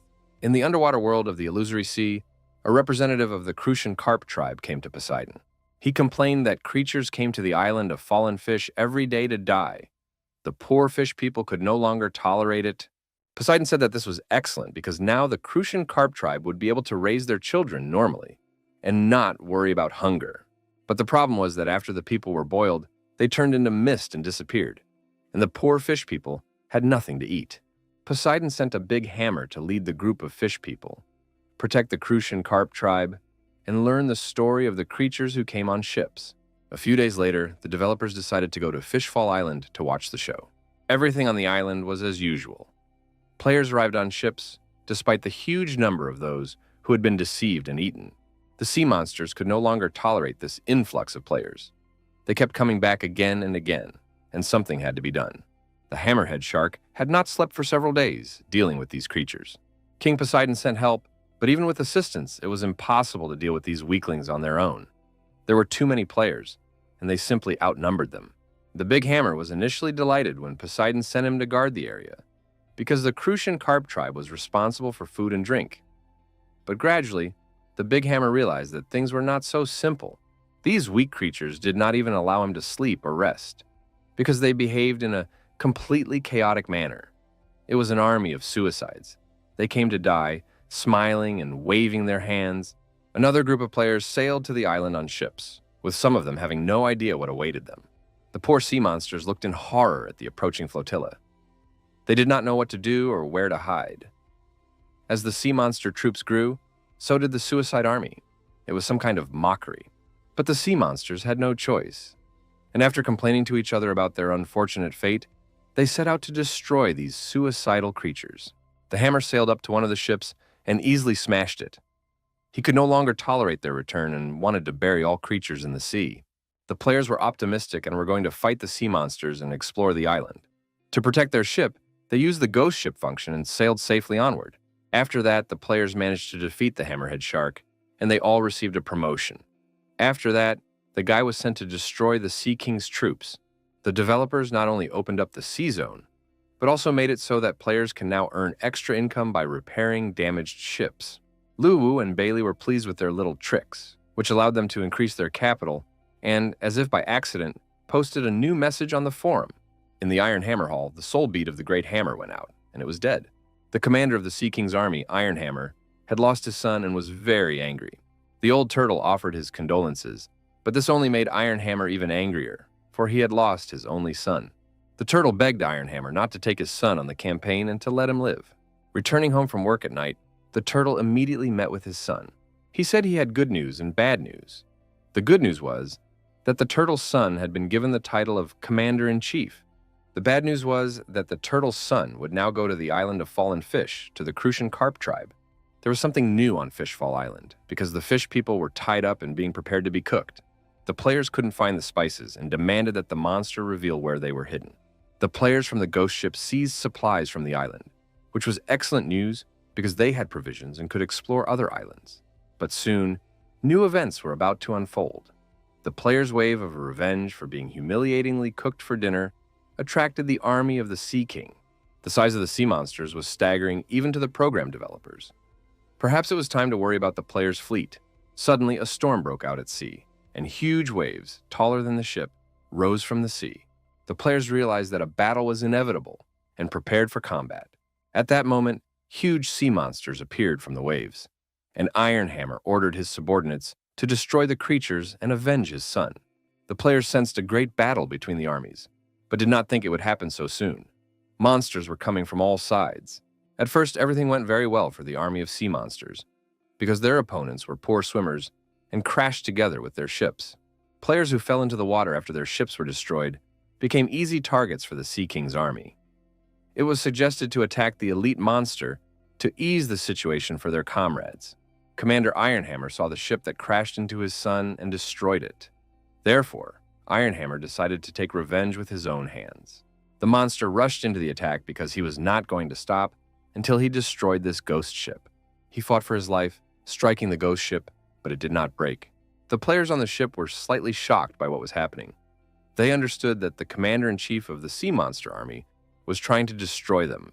Ironhammer continued to pound the ship, entering into a kind of frenzy, and soon a small crack appeared. The dragon ship's shield was broken, and the players decided to jump into the water to stop Ironhammer, just to prevent him from destroying the ship. A battle began between the player and Ironhammer, who was strong and also had spiked armor. The guild leader used the Rune of Power and still could not defeat the monster. It became clear that it was not necessary to have techniques against a powerful opponent. They did not work. Ironhammer crushed his opponent left and right and was finally able to deliver the decisive blows. Other players were also unable to oppose the sea monsters when they found themselves face to face with them. The players realized that they needed to retreat and some of the ships managed to turn around and flee. After the battle and using the Rune of Power, Ironhammer began to recover, but he still felt dizzy. Bailey was upset that the players had fled and lost. She wanted them to continue playing and considered it necessary to introduce rewards for exploring the sea territory. Then she saw some of the players setting up a long fishing line to catch a huge fish, and Bailey guessed that Poseidon was the main target from the beginning. Lu Wu was happy because their army was conquering not only the land but also the sea. Sure enough, after a few days, the players realized the gap between the strength of the players at sea and the army of the Sea King. They began to strengthen their ships, but most players did not have the money for reinforcements, so they went to the northern region to cut down tree demons. A phone call interrupted the conversation, and the young man answered. It was a caller named Manman who suggested going out and having fun. The beautiful girl said that she rarely came to the city and had just gotten off the plane. Lu Wu agreed to meet her and spend time together, which seemed very suspicious to Bailey. She made a jealous scene and demanded to know who Manman was. Lu Wu said that he was a childhood friend. They lived next door to each other and their families were friends. Manman later moved to another city, and now she had simply suggested meeting up. The young man did not want to take Bailey with him, even though she promised to protect him. The girl made a banal scene of jealousy, and now had no intention of letting Lu Wu go. The guy barely managed to escape from the house. On top of that, Bailey overheard Manman calling him Daddy Dog. It was an old story from childhood. It happened back in kindergarten, when the teacher wanted to keep the boys and girls from getting too close. She forbade them from kissing because it could lead to pregnancy. But the little boy remembered that he had kissed a dog, which soon gave birth to puppies. And the child suffered psychological trauma because he became a doggy daddy. The young man arrived at the meeting place where he was supposed to meet Manman. She was happy to greet him. He also noted how she had grown up and become even more beautiful, although her personality remained unpleasant. A work call interrupted their conversation. Manman confirmed that she wanted to collaborate on broadcasting the gaming event. The girl was talking to her uncle, Wu Goi, who had been friends with her father for a long time and was now going to discuss business directly. Manman was surprised that the gaming company was not thinking about profit. Perhaps they were very rich, or it was some kind of powerful corporation, and cooperation did not fit in with their development philosophy. Wu Goi also couldn't understand what the developers were thinking.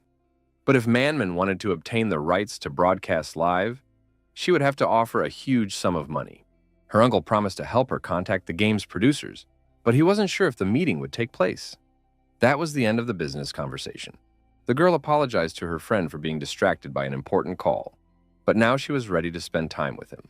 She suggested they go for a walk together because she hadn't been in the city for a long time. Besides, she was hungry, and they still had the whole evening ahead of them. Late at night, Lu Wu returned to the apartment, where he was met by an angry Bailey. She, of course, knew that in the spring, some animals change their habits depending on the mating season. Their argument was interrupted by a call from the president of the Wu platform, who invited the young man to a meeting at his office the next day on a very important matter. The young man tried to get out of the meeting, saying he was busy, but the president insisted, saying they needed to discuss the live broadcast of gaming tournaments. The young man remembered that the platform did not broadcast tournaments live. Wu Goi confirmed that it was a cool corporation that had approached him with the aim of establishing ties with the developers of the game, War in the Network.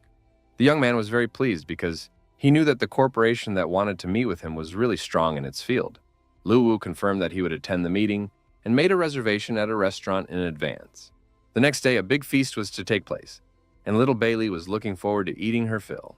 But it all started with an unexpected meeting when all the participants got to know each other. Manman was the representative of the corporation, and Papa Dog was responsible for the game War on the Net. Bailey was ready to kill her comrade when she heard that he had a child. A real mess ensued because the young man introduced Bailey as his friend. But the president of the platform, Wu Goi, remembered that she was his sister. Everyone present simply incinerated the young man with their glances. And while Manman thought about how noble Lu Wu was for adopting the girl, Bailey was about to tear the hair out of this insolent girl. Finally, the passions subsided, and it was time to talk business.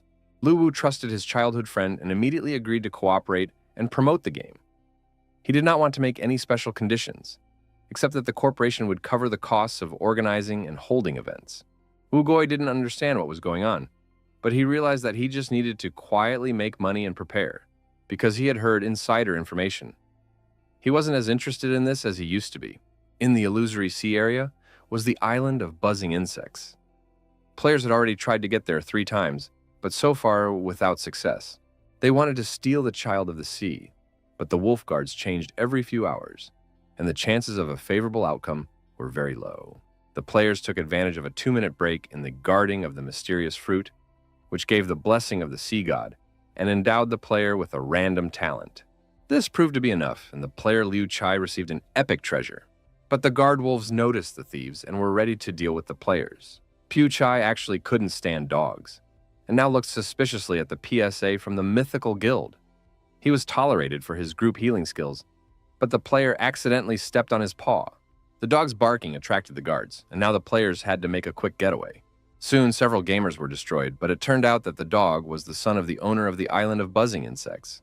The monstrous wolf offered the player to give him the fruit, Child of the Sea, and free the puppy. Then, he would let the players go. Liu Cha didn't believe him and thought he was just trying to scare them. But the wolf continued to use the player's friend as a shield and suggested that they think carefully about their comrade's fate. Liu Cha was ready to sacrifice his friend, and this simply stunned the guard wolves. And when the player killed the puppy, they were completely speechless. It was crazy. The player didn't care about his fellow creature, but now the guard wolves would definitely have problems with their boss. The boss had ordered them to kill all creatures and make them suffer without missing a single one. Overall, it was a confusing situation with these crazy strangers who were very reckless when their lives were at stake. 3 hours later, a notification arrived. The player Liu Chai had received an oceanic spiritual body. This happened after he sat with the fruit. The player received the blessing of the sea and could now increase his passive abilities while in the water. In addition, all his skills were restored to their maximum within a few seconds. This dramatic increase in options amazed the other players. After all, they only had 1 or 2 abilities, whereas here we were talking about the ocean spirit completely restoring the player. Soon, one of the players brought the boss a new item found on the island. It turned out to be rice shoots, a unique spiritual material that grew and could be used for alchemy or crafting. This unique item was the most valuable thing the players could find at this level. It seemed that sea monsters were very skilled in the spiritual realm. Lu Wu didn't understand why the girl demanded that this unique item be made. In addition, he had to spend a huge amount of soul coins to create it. Bailey said that if he wanted to become as great as Prince Bai Qi, he needed to start building his strong form from the very beginning. Of course, this material was weak, but gradually it would accumulate strength and become highly valuable. The young man still did not understand what ability he should train. Bailey handed him a black sheet and said that he would train with this item. With the help of the artifact, the young man analyzed it and was ready to start. He realized that this black sheet gave him the ability to create monsters from the ground to the clouds and would become the most powerful black paradise. He had to choose a monster in his mind and transform its form. The young man considered various options and settled on a monster in the form of a dog's head.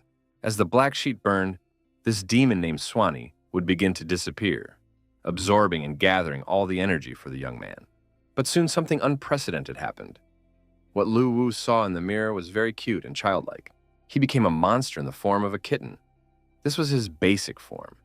It was feeding time, and he ate the seeds of life that would help him transform into human form soon. Lu Wu chewed the seeds of life thoughtfully and realized that the girl had tricked him and that he would have to listen to her in order to transform into human form. The cat was very sad because his life had become completely hopeless, and this cat life was just beginning. He wondered when it would end.